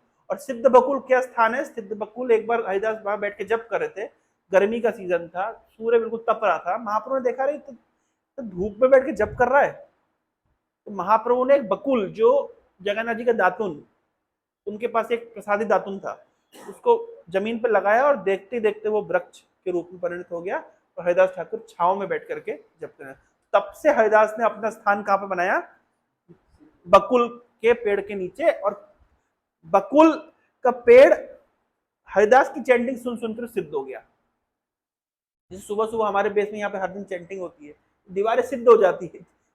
सोच रहे हैं वाइब्रेशन, इतने 2-3 साल से हम यहाँ पे बैठ के सुबह जप कर रहे हैं, that vibration is being absorbed. उस तरीके से सिद्ध बकुल सिद्ध हो गया हरिदास के जप से, इसका नाम पड़ गया सिद्ध बकुल। तो हर दिन चैतन्य महाप्रभु वहां पे आते थे, और सिद्ध बकुल ही वो स्थान है जहाँ पे चैतन्य महाप्रभु और हरिदास ठाकुर का संवाद हुआ, जो हरिनाम चिंतामणि नामक ग्रंथ में भक्तिविनोद ठाकुर ने लिखा है। हेना काले प्रभु उपल भोग देखिया, हरिदास से मिलित आइला भक्त गण लैया। उपल भोग किसको कहते हैं, उड़िया लोग जानते हैं क्या? 2 प्रकार के भोग लगाए जाते हैं, एक जगन्नाथ जी के सामने बिल्कुल पास पे जाके भोग लगाता है, और एक भोग लगता है भोग मंडप पर दूर, पब्लिक बीच में रहती है, भोग मंडप पीछे, जगन्नाथ दूसरे साइड। देखा ना आप लोगों ने, जगन्नाथ जी यहाँ पे हैं, यहाँ पे लोग खड़े हैं, गरुड़ स्तंभ के पीछे में बहुत बड़ा भोग मंडप है, देखा आप लोगों ने? नहीं, आप देख सकते हैं वहां पे भोग रखा जाता है, तो जगन्नाथ जी का भोग वहां से लगता है। इस तरह के भोग को उपल भोग कहते हैं। दोपहर का समय जो भोग लगता है वो कहाँ लगता है? वो मेन ऑल्टर में नहीं लगता है, वो कहाँ लगता है? जो भोग मंडप पे लगता है, जो पंडा लोग जो जो प्रसाद बिकता है आनंद बाजार में, उपल भोग कहते हैं उसको। तो उपल भोग दोपहर के समय लगता है। उपल भोग देखने के बाद महाप्रभु भक्त लोग को लेकर के हरिदास ठाकुर से मिलने के लिए आते थे। प्रभु देखी दूहे पदे दंडवत हैया, प्रभु आलिंगिला हरिदास रे उठिया, उठाइया, उठाइया। तो दोनों ने दंडवत प्रणाम किया, प्रभु ने हरिदास ठाकुर को देखा, उनको उठाया। हरिदास कहे सनातन करे नमस्कार, सनातन देखी प्रभु हैला चमत्कार। हरिदास कहते हैं महाप्रभु सनातन आया है, वो प्रणाम कर रहा है आपको। कभी कभी कोई जूनियर भक्त प्रणाम कर रहा होता है तो सीनियर भक्त की नजर नहीं जाती है, तो दूसरा भक्त को बताइए प्रभु गति कृष्ण आपको प्रणाम कर रहा है। कभी कभी होता है ना भाई, सीनियर भक्त एक दूसरे बात करने में लगे, दूसरा भक्त पीछे से प्रणाम कर दिया। तो प्रणाम के 2 नियम मैं आपको बताता हूँ। तो अगर प्रणाम किया तो जो जो सीनियर भक्त का जो असिस्टेंट है या जो उनके साथ में है या जो होस्ट है, उसे बताना चाहिए कि प्रभु जी आपको गति कृष्ण प्रणाम कर रहा है। ये एक नियम है, ताकि वो जो प्रणाम कर रहा है he should that should be recognised. दूसरा, मान लीजिए आपने किसी सन्यासी को देखा, किसी वरिष्ठ भक्त को देखा और आपने प्रणाम किया, पर उन्होंने आपको नहीं देखा, तो आपने तो प्रणाम कर दिया, लेकिन वैष्णव एटिकेट किताब में लिखा गया है फिर जब आपकी उनकी नजर आप पे पड़े फिर प्रणाम कर दीजिए। समझ रहे हैं? जैसे मान लीजिए आपने दूर से किसी सन्यासी को प्रणाम कर दिया, अब आप बोले मैं तो प्रणाम कर दिया ना, सामने आकर के प्रणाम नहीं कर रहे, नहीं, सामने आके फिर प्रणाम कर दो। समझ रहे? ये एक नियम है, ताकि उनकी नजर भी आपके ऊपर जानी चाहिए। और जैसे सनातन को देखा, महाप्रभु बड़े आश्चर्यचकित, अरे सनातन तुम कब आए? सनातन आलंग आलंग सनातन आलिंगिते प्रभु आगु हैला, पाछे भागे सनातन कहिते लागिला।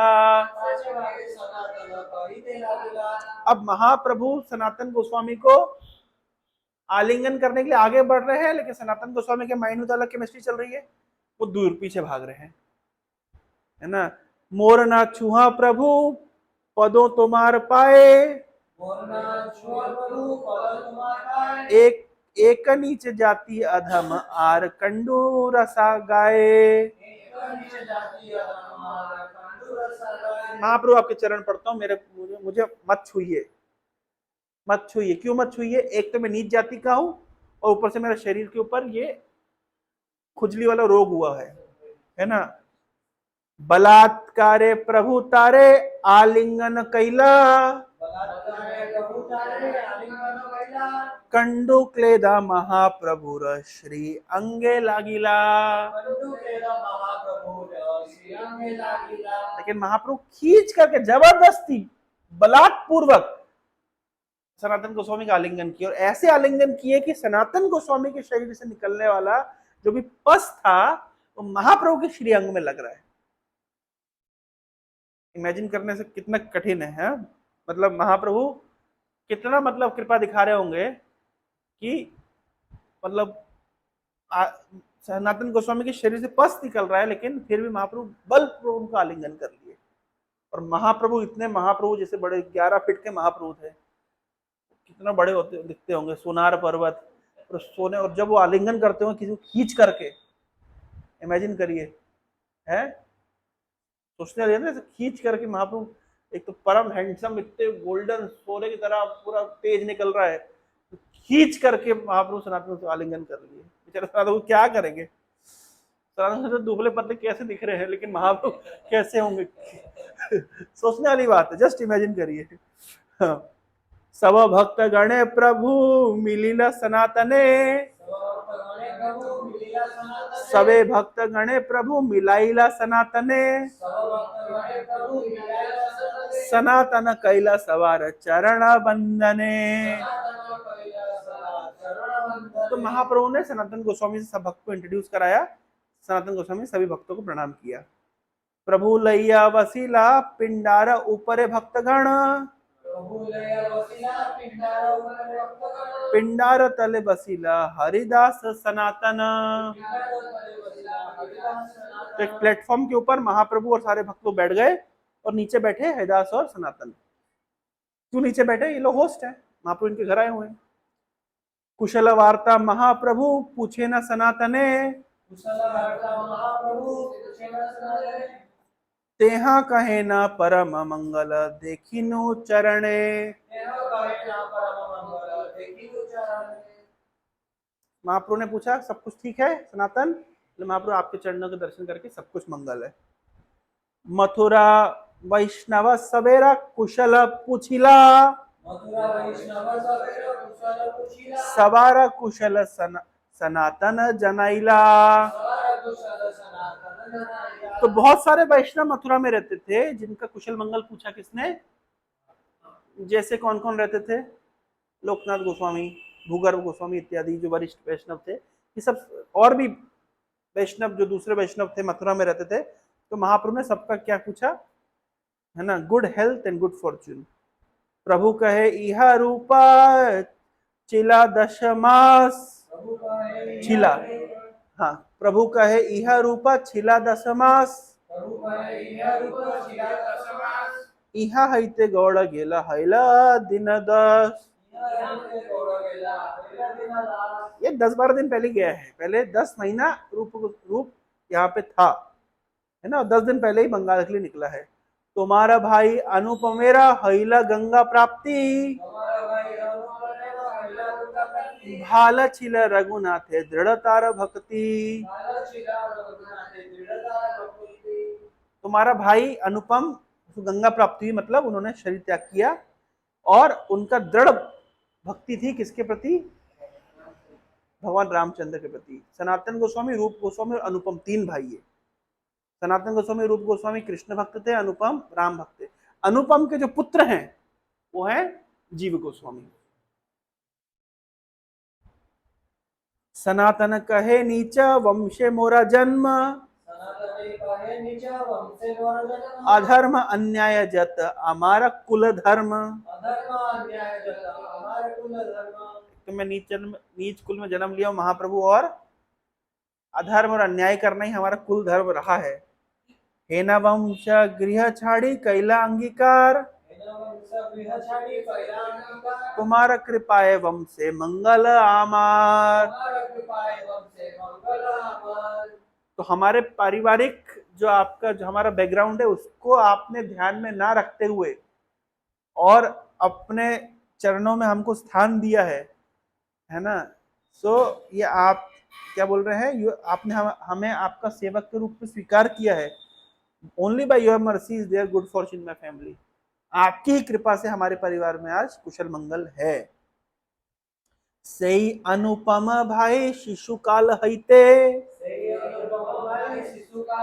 रघुनाथ उपासना करे दृढ़ चित्ते।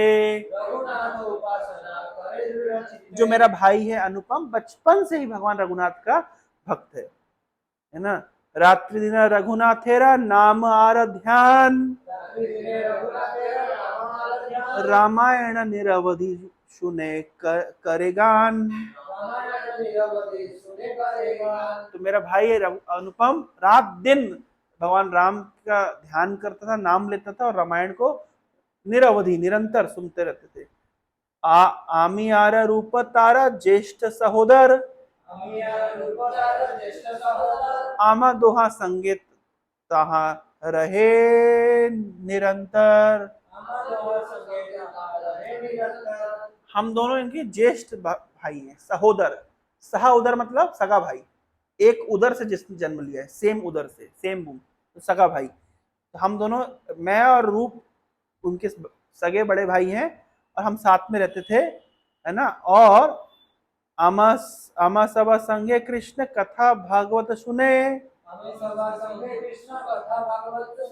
तहारा परीक्षा कैलू आमी दुई जने।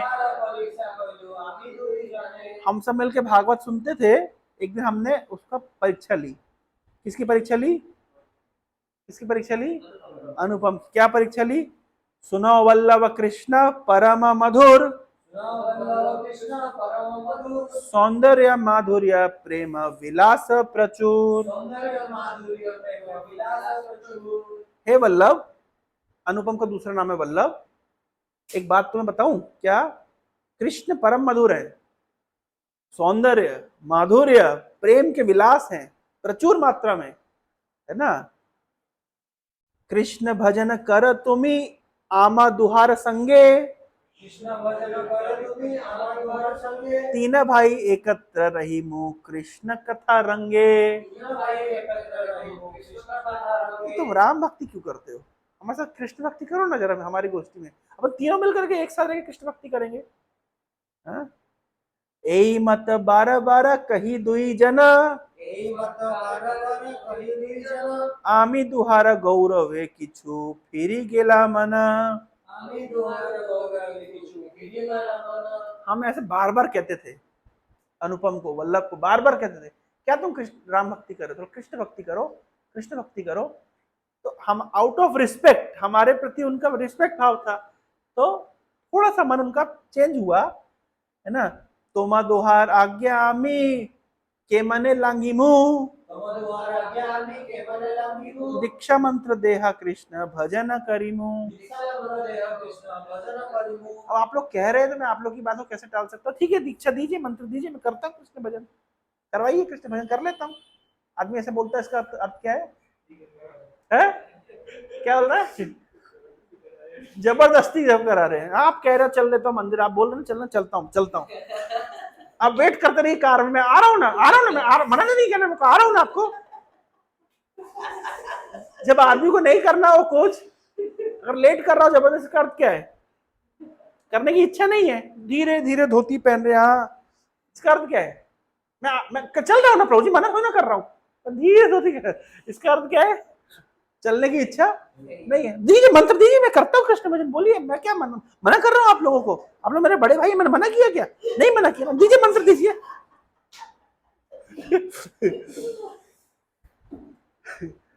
एता कही रात्रि काले करे न चिंतना,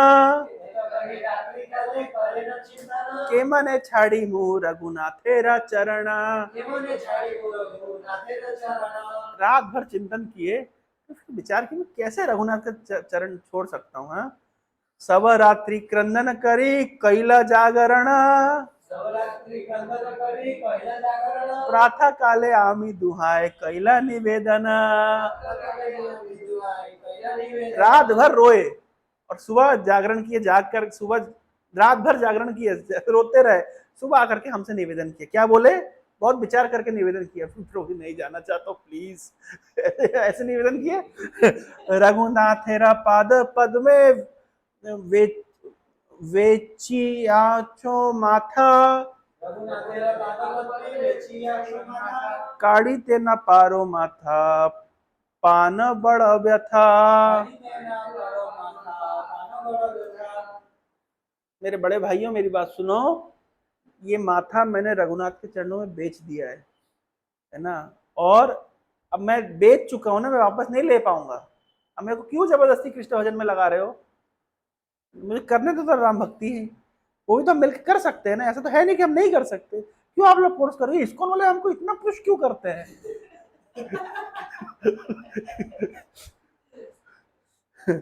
कृपा करी मोर आज्ञा देह दुई जना, जन्मे जन्मे सेवु रघुनाथेरा चरण। आप दोनों से मेरा निवेदन है, मुझे आशीर्वाद दीजिए कि मैं जन्म जन्मांतर तक भगवान रघुनाथ की सेवा करूं। रघुनाथेरा पाद पद्म छाड़ान न जाए, छाड़ी बार मन हईले प्राण फटी जाए। भगवान रघुनाथ के चरणों को मैं छोड़ नहीं सकता, छोड़ने का विचार करने से मेरा प्राण फटा जाता है, प्राण चला जाता है। तबे आमी दुहे तारे आलिंगन कैलू, साधु दृढ़ भक्ति तोमार कही प्रशंसिलू। बहुत अच्छा, तुम्हारी इसको कहते हैं दृढ़ भक्ति। ऐसी दृढ़ भक्ति एक और भक्ति थी चैतन्य लीला में, किसकी? मुरारी गुप्त की। मुरारी गुप्त हनुमान के अवतार है, उनको भी महाप्रभु खुद डायरेक्ट पुश किए। महाप्रभु जे वंशेर ऊपरे तुम्हार है कृपालेश, सकल मंगलता है खंडे सब क्लेश। तो अब सनातन गोस्वामी महाप्रभु कह रहे हैं कि हे महाप्रभु, जिस वंश के ऊपर, गौड़ वंश के ऊपर, और कौन सा है, भूया वंश के ऊपर, और तुम कौन हो देवी शंकर है, महापात्र वंश के ऊपर, जिस भी वंश के ऊपर महाप्रभु आप ही कृपा होती है ना, उस वंश से सभी प्रकार के क्लेश दूर हो जाते हैं। गोसाई कहे ना यही मत मुरारी गुप्त, पूर्वे आमे प्रकाशिलु तारा यही रीत। चेतन बाबू कह रहे हैं ऐसे ही एक बार मुरारी गुप्त के साथ हुआ था, और मैं भी उसको ऐसे ही चेक किया था, है ना। सही भक्त धन्य जे ना छाड़े प्रभुर चरण, सही प्रभु धन्य जे ना छाड़े निज जन। ऐसा भक्त श्रेष्ठ है, ऐसा दास श्रेष्ठ है जो अपने प्रभु के चरण नहीं छोड़ता, और ऐसा प्रभु श्रेष्ठ है जो अपने दास को नहीं छोड़ता, है ना। दुर्दैव सेवक यदि जाए अन्य स्थाने, सही ठाकुर धन्य तार चूल्हे धरी आने। अगर सेवक किसी कारण से माया में चला जाता है तो ठाकुर क्या करते हैं, प्रभु क्या करते हैं, ये जो चोटी है ना, चुटिया खींच करके लेकर के आते हैं। इसलिए चुटिया होनी चाहिए, और उसमें गिठान भी लगनी चाहिए कि ठाकुर का हाथ ना छूट जाए। गिठान क्यों लगाते हैं? जैसे गिठान इसलिए लगाते हैं कि कहीं हाथ फिसल ना जाए ना। अगर कोई सेवक है ना दुर्दैववश, बाई चांस, दुर्दैव मतलब दुर्दैव मतलब मिसफॉर्च्यून, बाई चांस किसी कारण से अगर भक्त दूर चला जाता है, माया में गिर जाता है, तो प्रभु क्या करते हैं, ये गुरु क्या करते हैं, चोटी खींच करके लेकर के आते हैं। इसलिए चोटी रखते हैं, दैट इज द सिम्टम। इसलिए देखिए कितना इंपॉर्टेंट मीनिंग है कि वैष्णव लोग हमेशा चोटी रखते हैं, क्योंकि वैष्णवों के जीवन में गुरु की महत्ता हमेशा है। क्योंकि मायावादी चोटी भी मुंडा देते हैं और बोलते हैं कि भाई संन्यास मतलब चोटी भी नहीं, जनेऊ भी नहीं। तो चोटी नहीं का अर्थ क्या होता है ना, चोटी नहीं का अर्थ क्या होता है भाई, चोटी प्रमाणित करता है। चोटी कौन रखता है? जो गुरु के आश्रम में रहता है चोटी रखता है। अब जो खुद ही गुरु हो गया है, खुद ही भगवान हो गया, मैं क्यों चोटी रखूं? इसलिए मायावाद में हमेशा मतलब भगवान बनने की या गुरु बनने की होड़ होती है। गुरु के प्रति जो समर्पण भाव है, ये भाव मायावाद में एब्सेंट है। समझ रहे हैं? ये भाव वैष्णव जगत में होता है। ये चोटी इन दिखाती है कि हम गुरु के शरणागत हैं। जैसे स्कूल में जाते हैं ना, तो कुछ कुछ सिम्टम्स होते हैं, कुछ सिंबल्स होते हैं ना, जिससे पता चलता है कि स्कूल का स्टूडेंट है। वैसे ये चोटी सिम्टम है, ये गुरु का शिष्य है। चोटी क्यों रखी गई है कि अगर शिष्य कहीं भाग जाए, माया में गिर जाए, तो गुरु चोटी खींच करके और पकड़ के ले आए। और चोटी में गिठान क्यों लगाते हैं? भाई गुरु का हाथ फिसल ना जाए। भाल हैला तुम्हार इहा हैला आगमने, ए घर रहा इहा हरिदास सने। बहुत अच्छा हुआ कि तुम आप आ गए, समय यहाँ पे हरिदास के साथ रहो, इसी स्थान पे रहो। कृष्ण भक्ति रसे दुही परम प्रधान, कृष्ण भक्ति रसे दुही परम प्रधान, कृष्ण रस आस्वादन कर लह कृष्ण नाम। तुम दोनों कृष्ण रस को समझने में एक्सपर्ट हो, इसलिए यहाँ पे रहो, कृष्ण रस का आस्वादन करो तो कृष्ण का नाम लो। एता बोली महाप्रभु उठिया चलीला, गोविंद द्वारा है दुहे प्रसाद पठाइला। तो उस समय अमेजोन स्विगी की सर्विसेज नहीं थी, गोविंद को बोला जाकर के दोनों को जगन्नाथ जी का प्रसाद दे आओ। तो एवरी डे महाप्रभु प्रसाद भेजते थे, किसके लिए? हरिदास के लिए। हरिदास कहाँ से बनाएगा भाई वो रसोई? क्या 3 लाख नाम जप करेंगे कि अपनी रसोई करके मैगी बना के खाएंगे? क्या करेंगे? और उस समय उनके पास वो हीटर भी नहीं था। यही मत सनातन रहे प्रभु स्थाने, जगन्नाथेरा चक्र देखी करे ना प्रणामे। अंदर जाते नहीं थे, हरिदास के पास रहते थे, महाप्रभु को दर्शन करते थे और जगन्नाथ जी चक्र को देख करके प्रणाम करते थे। प्रभु आसी प्रतिदिन मिले न दुई जने, इष्ट गोष्ठी कृष्ण कथा कहे कटक क्षणे। तो हर दिन महाप्रभु आते थे, इष्ट गोष्ठी होती थी। इष्ट गोष्ठी का अर्थ हमने सुना था, भगवत विषय पे चर्चा होती थी, कृष्ण कथा होती थी कुछ समय के लिए, है ना। दिव्य प्रसाद पाए नित्य जगन्नाथ मंदिरे, तहा नित्य अवश्य देना दुहाकारे। तो हर दिन जगन्नाथपुरी में विभिन्न प्रकार के भोग लगते थे, हर दिन महाप्रभु उनके लिए कुछ न कुछ लेकर के आते थे। एक दिन आसी प्रभु दुहारे मिलीला, सनातन अचंबित कहिते लागिला। एक दिन महाप्रभु सनातन को बोलने लगे। क्या बोलने लगे? अचानक, सनातन देह त्याग कृष्ण यदि पाइये, कोटि देह क्षण के तबे छाड़ीते पारिये। सनातन अगर शरीर त्याग करने से, अगर सुसाइड करने से, अगर पंखे पर लटक जाने से, अगर छत से कूद जाने से, अगर जहर खा लेने से, अगर नदी में डूब जाने से, और अगर जगन्नाथ के चक्के में आकर के फंस जाने से अगर कृष्ण मिल जाते, तो मैं एक एक क्षण में करोड़ करोड़ बार देह छोड़ता। मतलब देह लेता छोड़ता, लेता छोड़ता, लेता छोड़ता, लेता छोड़ता, यही करता। अगर ऐसा करने से कृष्ण मिल जाते तो ऐसे ही करता मैं, लेकिन अनफॉर्चुनेटली कृष्ण ऐसे नहीं। देह त्यागे कृष्ण ना पाइये भजने, कृष्ण प्राप्त तेरा उपाय को नहीं भक्ति विने। सनातन कोई शॉर्टकट नहीं है।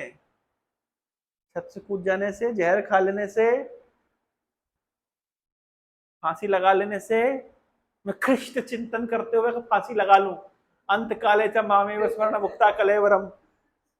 लोग पूछते ना प्रश्न, लोग प्रश्न पूछते, अगर आप कह रहे कि अंतकाल ना, अंतिम समय अगर मैं सुसाइड, अगर कृष्ण चिन्ह का सुसाइड कर लूं तो कृष्ण मिल जाएंगे ना, तो बोल रहे हैं देह त्यागी कृष्ण ना पाई। ऐसा नहीं है कि शरीर त्याग करने से, सुसाइड करने से कृष्ण मिल जाते। पाइये भजन है, कोई शॉर्टकट नहीं है, भजन करना पड़ेगा।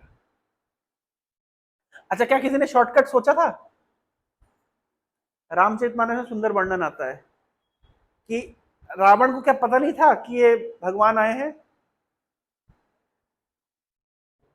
कि रावण को ये बात पता है? और जब रावण ने सुना खरदूषण को मार दिया, तो रावण को बात पता थी कि ब्रह्मा जी ने कहा है कि जो खरदूषण को मारेगा साक्षात विष्णु आएंगे और वो ही तुम्हारे काल बनेंगे। तो क्या रावण जब खरदूषण को मारा गया, जब खरदूषण मरे, तो क्या रावण को पता नहीं था? पता था। तो रावण जानता था कि अगर साक्षात भगवान आए हैं तो रावण को क्या करना चाहिए था? भगवान को जाके सरेंडर कर देना चाहिए था, है ना? लेकिन सरेंडर क्यों नहीं किया? रावण से किसी ने पूछा भाई सरेंडर क्यों नहीं किया, क्या समस्या है तुमको सरेंडर करने में? सरेंडर करोगे तो क्या करना पड़ेगा? भजन करना पड़ेगा। बोले मेरे से होगा नहीं।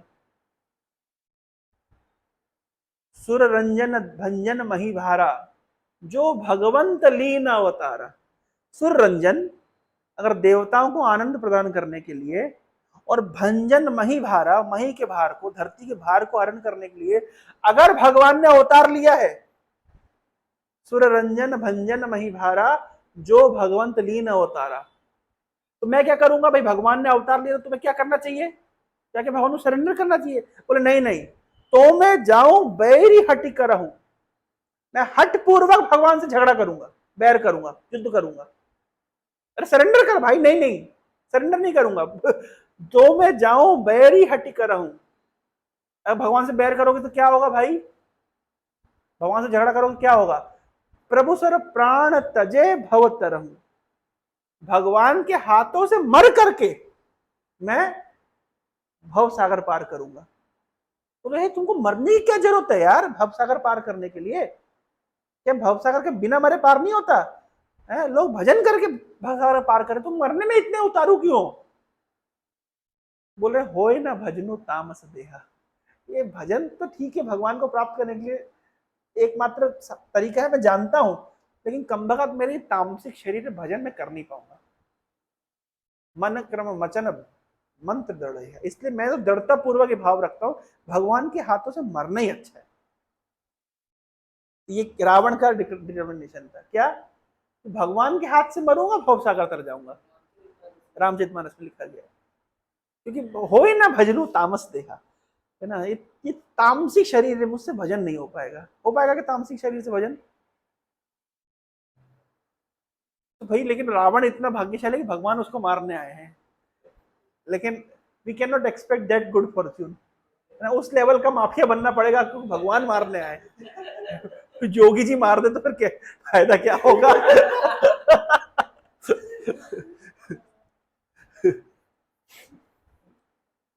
तो बोल रहे हैं देह त्यागे कृष्ण ना पाई, पाइये भजन है। देह त्याग करने से कृष्ण नहीं मिलेंगे। ये जो माइंड में तुम्हारा चल रहा है ना कि मैं सुसाइड कर लूंगा और कृष्ण को पा जाऊंगा, ये मन से पहले निकाल दो। कृष्ण प्राप्ति उपाय कौन नहीं भजन बिना, भजन छोड़ के भक्ति बिना, भक्ति के बिना कृष्ण प्राप्ति कोई उपाय नहीं है। परिश्रम करना पड़ेगा, ये शॉर्टकट मत खोजो। भूत प्रेत बन के किसी पेड़ पर लटक जाओगे, कृष्ण नहीं मिलेंगे। कृष्ण मिलने का उपाय क्या है? भजन करना पड़ेगा, है ना? लेजी काम मत करो। देह त्याग आदि जत सब तमो धर्म, तमो रजो धर्म कृष्णेर न पाइये मर्मा। ये तो मेरे सुसाइडल थॉट आ रहे हैं ना सनातन, ये सब क्या है? मोड ऑफ इग्नोरेंस है। तमोगुण तुम्हारा बढ़ गया है और कुछ नहीं है। जब तमोगुण की मात्रा एक लेवल से अधिक, भाई तमोगुण में होपलेसनेस, लेजीनेस, प्रोकास्टिनेशन, दीर्घ सूत्री इसको कहते हैं, ये सब तमोगुण के लक्षण है ना? फ्रस्ट्रेशन लगेगा, गिल्ट लगेगा, स्ट्रेस लगेगा, मतलब अजीब सा लगेगा, चिड़चिड़ापन लगेगा, कुछ करने की इच्छा नहीं करेगी, ये सब तमोगुण के लक्षण है। लेकिन यही तमोगुण की मात्रा जब बढ़ जाती है तो फिर क्या क्या फील आता है? सुसाइडल फील आता है। तो ये सब क्या है? देह त्याग आदि जत सब तमो धर्म, ये सब तमो धर्म है। और तमो धर्म रजो धर्म से, तमोगुण से, रजोगुण से, है ना, by remaining in modes of ignorance passion, तमो रजोगुण में रहने से कृष्ण नहीं मिलते हैं। कृष्ण कैसे मिलते हैं? शुद्ध सत्व में आने से। रजोगुण तमोगुण से कृष्ण नहीं मिलते हैं। ये कॉन्सेप्ट पता है? सत्वम विशुद्धम वसुदेव शब्दितम, ये भागवत का एक श्लोक है, ध्यान रखिएगा। जो भगवान कृष्ण का जो प्राकट्य हो रहा है, अवतारण हो रहा है, उसको हमारे आचार्यों ने कमेंट्री में बताया है कि वसुदेव स्थिति कहलाती है शुद्ध सत्व। और वसुदेव स्थिति में भाई हुआ क्या, वसुदेव के मन से कृष्ण कृष्ण देवकी के मन में प्रवेश किए, और देवकी के मन से कृष्ण देवकी के गर्भ में प्रवेश किए, और तत्पश्चात कृष्ण प्रकट हुए। ये लीला है। तो वसुदेव के मन से कृष्ण प्रकट होते हैं, यानी पहले कृष्ण का प्रकट कहां पे हुआ, वसुदेव के मन में। सत्वम विशुद्धम वसुदेव शब्दितम, ये भागवत का श्लोक है, शिवजी बोल रहे हैं। इस श्लोक का अर्थ क्या होता है कि शुद्ध सत्व की अवस्था को वसुदेव अवस्था कहते हैं, और शुद्ध सत्व की अवस्था में भगवान का प्रकट्य होता है। समझ रहे, भगवान कहां प्रकट होते हैं, शुद्ध सत्व में, मिश्रित सत्व में भी नहीं। Mode of goodness mixed with passion and ignorance, वहां पे भगवान का प्रकट्य नहीं होता। भगवान का प्रकट्य कहां पे होता है, प्योर गुडनेस में, शुद्ध सत्व में, वसुदेव अवस्था, वसुदेव स्थिति जिसको कहते हैं। समझ पा रहे हैं? तो यहाँ पे यही बात बोले, रजोगुण तमोगुण के धर्म से कृष्ण नहीं मिलते हैं, कृष्ण तो शुद्ध सत्व स्थिति में प्राप्त होते हैं, ट्रांसेंडेंटल स्थिति में प्राप्त। तुम्हें ट्रांसेंड करना पड़ेगा, तुम एस्केप नहीं कर सकते। हमने उस दिन सुना था, एक दिन प्रेजेंटेशन हमारे चर्चा कर थी, you can not escape, you have to transcend, you have to graduate. Escape करने से कृष्ण नहीं मिलेंगे, ये सुसाइड करने से कृष्ण नहीं मिल जाएंगे। तुम्हें ग्रेजुअली भक्ति के माध्यम से अपने आप को एलिवेट करना पड़ेगा, ट्रांसेंड करना पड़ेगा मोड्स को, और ग्रेजुएट करना पड़ेगा अपने आप को, तब जाके कृष्ण मिलेंगे। तो ये कौन समझा रहे हैं, चैतन्य महाप्रभु। किसको समझा रहे हैं, सनातन गोस्वामी को। भक्ति बिना कृष्ण कभू न पाए प्रेमोदय, प्रेम बिना कृष्ण प्राप्ति अन्य है तेनये।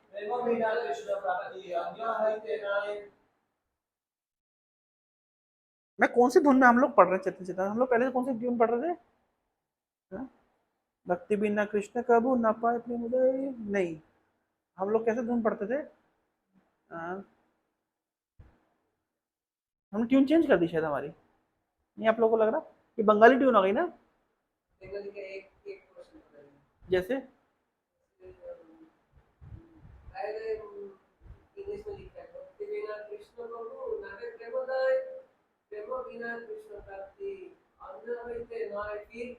चेंज होता है, भक्ति बिना कृष्ण प्रभु नामे प्रेमोदय, प्रेमो बिना कृष्ण प्राप्ति। मतलब ये बंगाली ट्यून, लेकिन हम लोग को पहले तो हमारी ट्यून में पढ़ते थे ना, उड़िया में भी नहीं पढ़ते थे, हमारा खुद का जनरेटेड ट्यून। हाँ नाम भूल गए हम, तो थोड़ा हम गड़बड़ कर दिए बीच में ट्यून। चलो एनीवे, क्या मतलब है, भक्ति बिना कृष्ण नहीं है, देह त्यागादि जत सब, देह त्यागादि जत सब तमो धर्मा, तमो रजो धर्मे कृष्णेर न पाई ये मर्मा। ये हमारी ट्यून है, ये हमारी खुद की इंडिजीनियस है। भक्ति बिना कृष्ण कभू नहे प्रेमोदय, प्रेम बिना कृष्ण प्राप्ति अन्य है नये। समझ गया इसका मीनिंग, भक्ति के बिना प्रेमोदय नहीं होता, प्रेम के बिना कृष्ण प्राप्ति नहीं होती। तुम क्या सोच रहे हो, शॉर्टकट लेने से कृष्ण मिल जाएंगे? और फिर कोई प्रमाण है, महाप्रभु उपदेश दे रहे हैं और प्रमाण भी दे रहे हैं, काउंसलिंग करते करते श्लोक कोट कर रहे हैं, ना साध्यति माम योगो, ना संख्यम धर्म उद्धवा, ना स्वाध्यायस्तपोस्त्यागो, यथा भक्तिर ममोर्जिता। तो बोल रहे ना साध्यति माम योगो, मुझे योग से संतुष्ट नहीं कर सकते, ना संख्यम, सांख्यम से भी, सांख्य फिलॉसफी से भी नहीं है ना, और ना ही कोई धर्म मतलब वर्णाश्रम धर्म से, ना स्वाध्याय से, ना तप से, और ना ही त्याग से, जितना मुझे भक्ति से संतुष्ट कर सकते हैं। तो भक्ति से ही भगवान को संतुष्ट किया जा सकता, और कोई तरीका नहीं है। देह त्यागादि तमो धर्म प्रकट कारण नहीं, देह त्यागादि तमो धर्म पातक कारण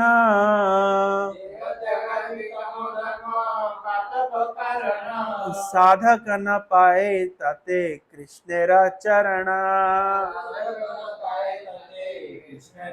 देह त्याग आदि ये सब क्या है, सुसाइड वगैरह ये सब क्या है, तमोधर्म है, पातक कारण है, ये पतन का कारण है, ये सिंफुल है, इसका रिएक्शन बड़ा ही गंभीर है।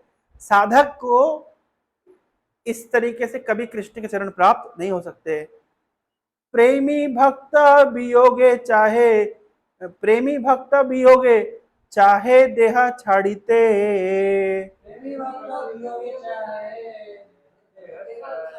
प्रेमी भक्त वियोगे चाहे देह छाड़ीते, प्रेमे कृष्ण मिले सेह न पारे मरिते। ऐसा होता है कि कभी कभी मतलब भगवान से विरह में भक्त शरीर त्याग करना चाहता है, लेकिन है ना, जब कृष्ण की प्राप्ति होती है, कृष्ण का ऑडियंस प्राप्त होता है, तो फिर भी शरीर छोड़ भी नहीं पाता है ना। कौन सा गीत है, क्या कहते हैं, पाषाणे कुटीबो माथा अनलेपा शिवो, सुना आप लोगों ने है? उसके ओरिजिनल ट्यून क्या है, पाषाणे कोटि ओ माथा अनलेपा शिवो, है ना। मतलब वैष्णवों के विरह में कैसा भाव होना चाहिए, कहां जाकर के पत्थर में सिर मार लूं कि आग में घुस जाऊं, ये विरह अग्नि। लेकिन प्रैक्टिकली भक्त ऐसा करता नहीं है, इसका अर्थ समझ रहे ना, ऐसा करना नहीं चाहिए है, ऐसा फील आता है लेकिन करना नहीं चाहिए। 5 मिनट का समय और है, मैं कुछ ऐड कर सकता हूं है? नहीं नहीं, कौन बोल रहा है? तुम बोलो कि वो बोल रहा है? उसको तो कोडिंग करनी है। सुनो सुनो, बहुत इंपॉर्टेंट एस्पेक्ट में ऐड करने वाला हूं, मैंने पहले भी शायद आप लोगों से चर्चा किया है। उत्तरा वाले एग्जाम्पल से मैंने कुछ सिखाया था, आप लोग को याद है?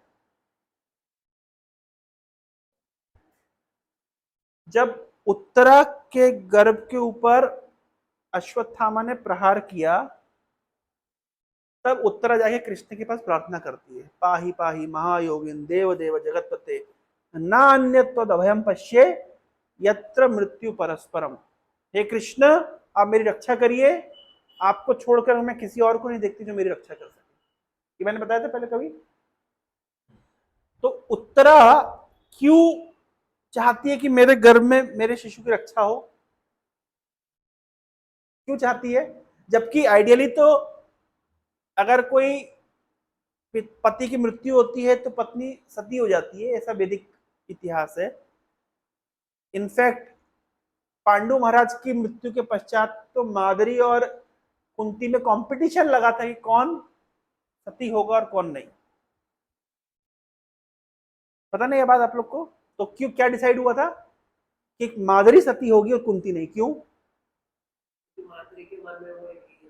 हाँ, मादरी के मन में भाव था। हाँ, मादरी ने कहा कि देखो दीदी, मेरा हमेशा भाव ये रह जाएगा कि मेरे बच्चे हैं और ये तुम्हारे बच्चे, लेकिन आपके अंदर ये भाव कभी नहीं रहेगा, इसलिए बेटर है कि मैं सती हो जाती हूं और आप 5 बच्चों की रक्षा करें।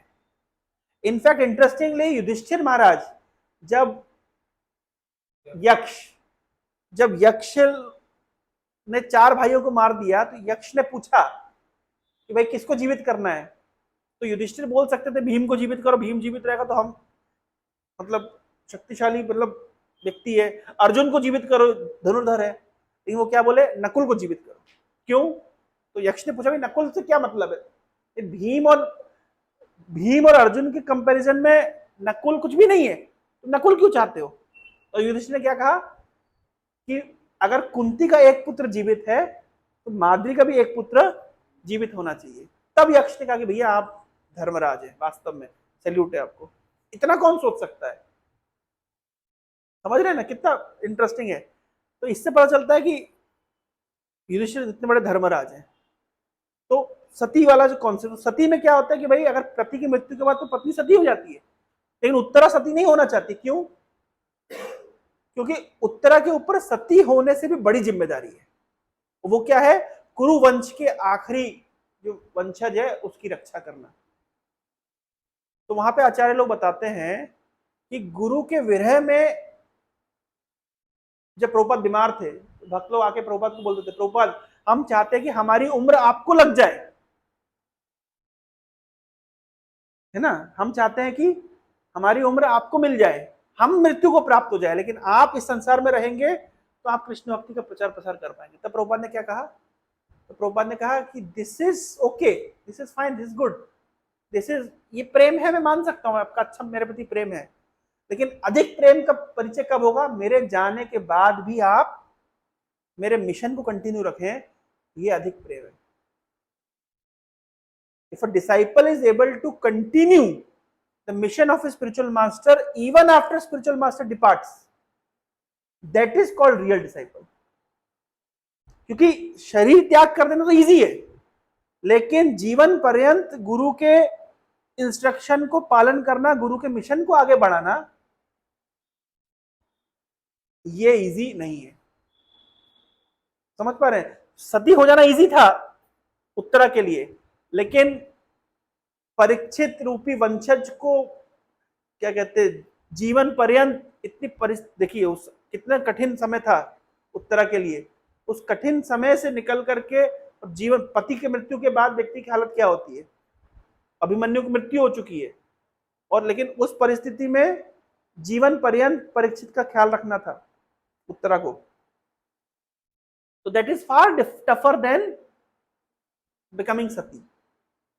तो वैष्णवों के विरह में प्राण देना इजी है ना, पाषाणे घुटी वो माचा अनल्य पाशी वो, लेकिन वैष्णवों के विरह में वैष्णवों की स्पिरिट को इंटैक्ट रखना, वैष्णव मूवमेंट को इंटैक्ट रखना, गुरु के इंस्ट्रक्शंस को इंटैक्ट रखना, दैट इज फार टफर। समझ पा रहे हैं? तो इसलिए बोलते कभी कभी होता है भक्त के मन में भाव आता है कि कृष्ण से विरह में या वैष्णव के विरह में या गुरु के विरह में चाहता है कि शरीर त्याग कर दे, लेकिन फिर भी शरीर त्याग होता नहीं है ना। One who is deeply in love with Krishna cannot tolerate separation, therefore such a devotee desires his own death। क्योंकि भक्त चाहता है विरह में कि मृत्यु हो जाए। गोपियां कृष्ण के विरह में मरना चाहती थी। ये गौरविंद महाराज का प्रसिद्ध लेक्चर है, सुना आप लोगों ने? कि भाई गोपियां कह रही, जब गौरविंद महाराज बता रहे हैं, बहुत सुंदर महाराज का ये मतलब उनका यूनिक जो क्या कहते हैं प्रेजेंटेशन है। गोपियां कृष्ण को कह रही हैं कि भाई कृष्ण एक बात बताओ, घर में अगर आग लग जाती है तो सबसे पहले, किसी घर में आग लग गई तो सबसे पहले किसको बाहर करना चाहिए?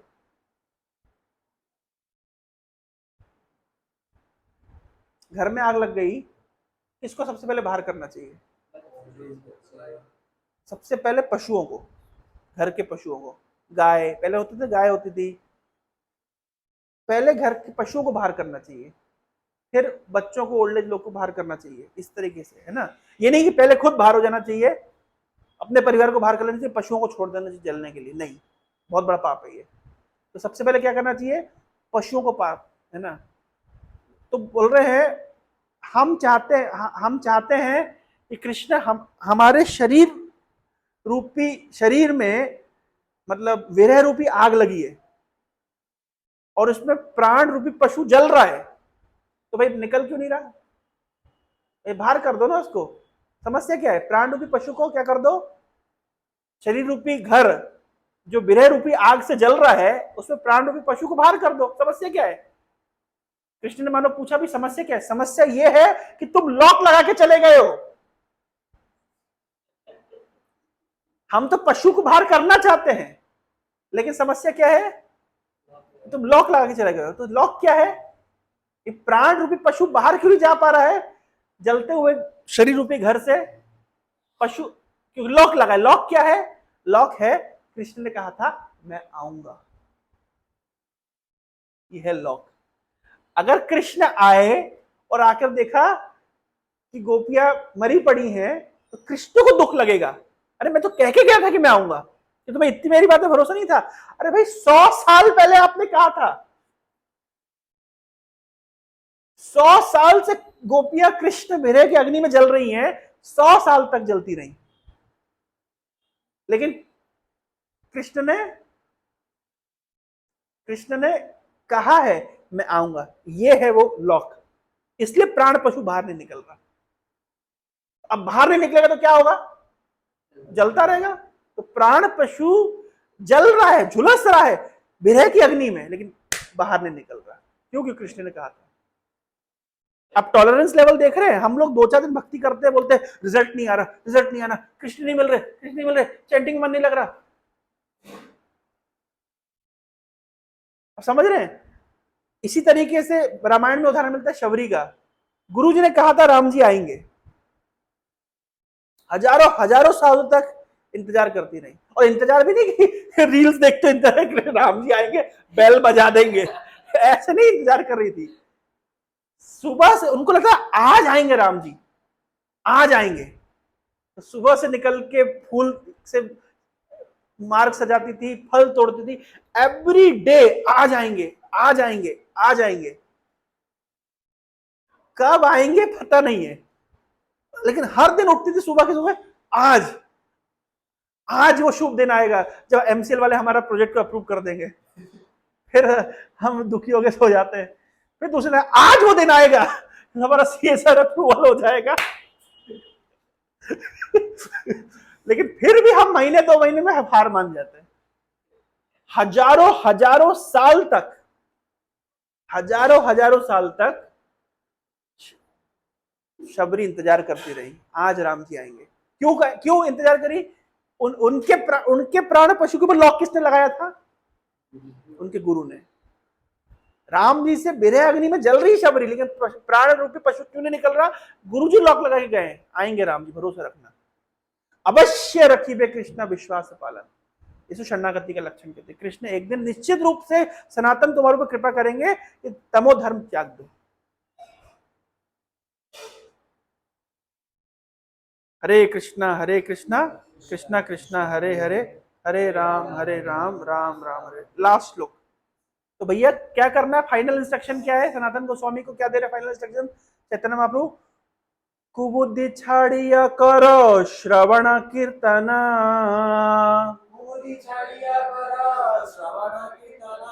अचिरात पावे तबे कृष्णेरा चरण।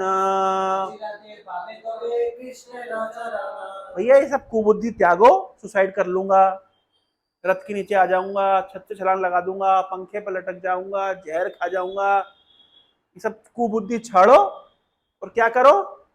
श्रवण कीर्तन, हियरिंग, चैंटिंग, रीडिंग, श्रवण करो, कीर्तन करो। इससे क्या होगा? इससे तुम्हें अचिरात, बहुत लंबा समय नहीं लगेगा, इटर्निटी के एस्पेक्ट में 1000 साल तो 1000 जन्म कुछ भी नहीं है। अचिरात पावे तबे कृष्ण चरण, तुम कृष्ण के चरण को प्राप्त करोगे। कुबुद्धि है ना, कुबुद्धि तुम क्या करो? छोड़ दो। हरे कृष्णा कृष्णा कृष्णा हरे हरे, हरे राम राम राम हरे हरे। श्रीमान चैतन्य महाप्रभु की, श्रील प्रभुपाद की, हरे।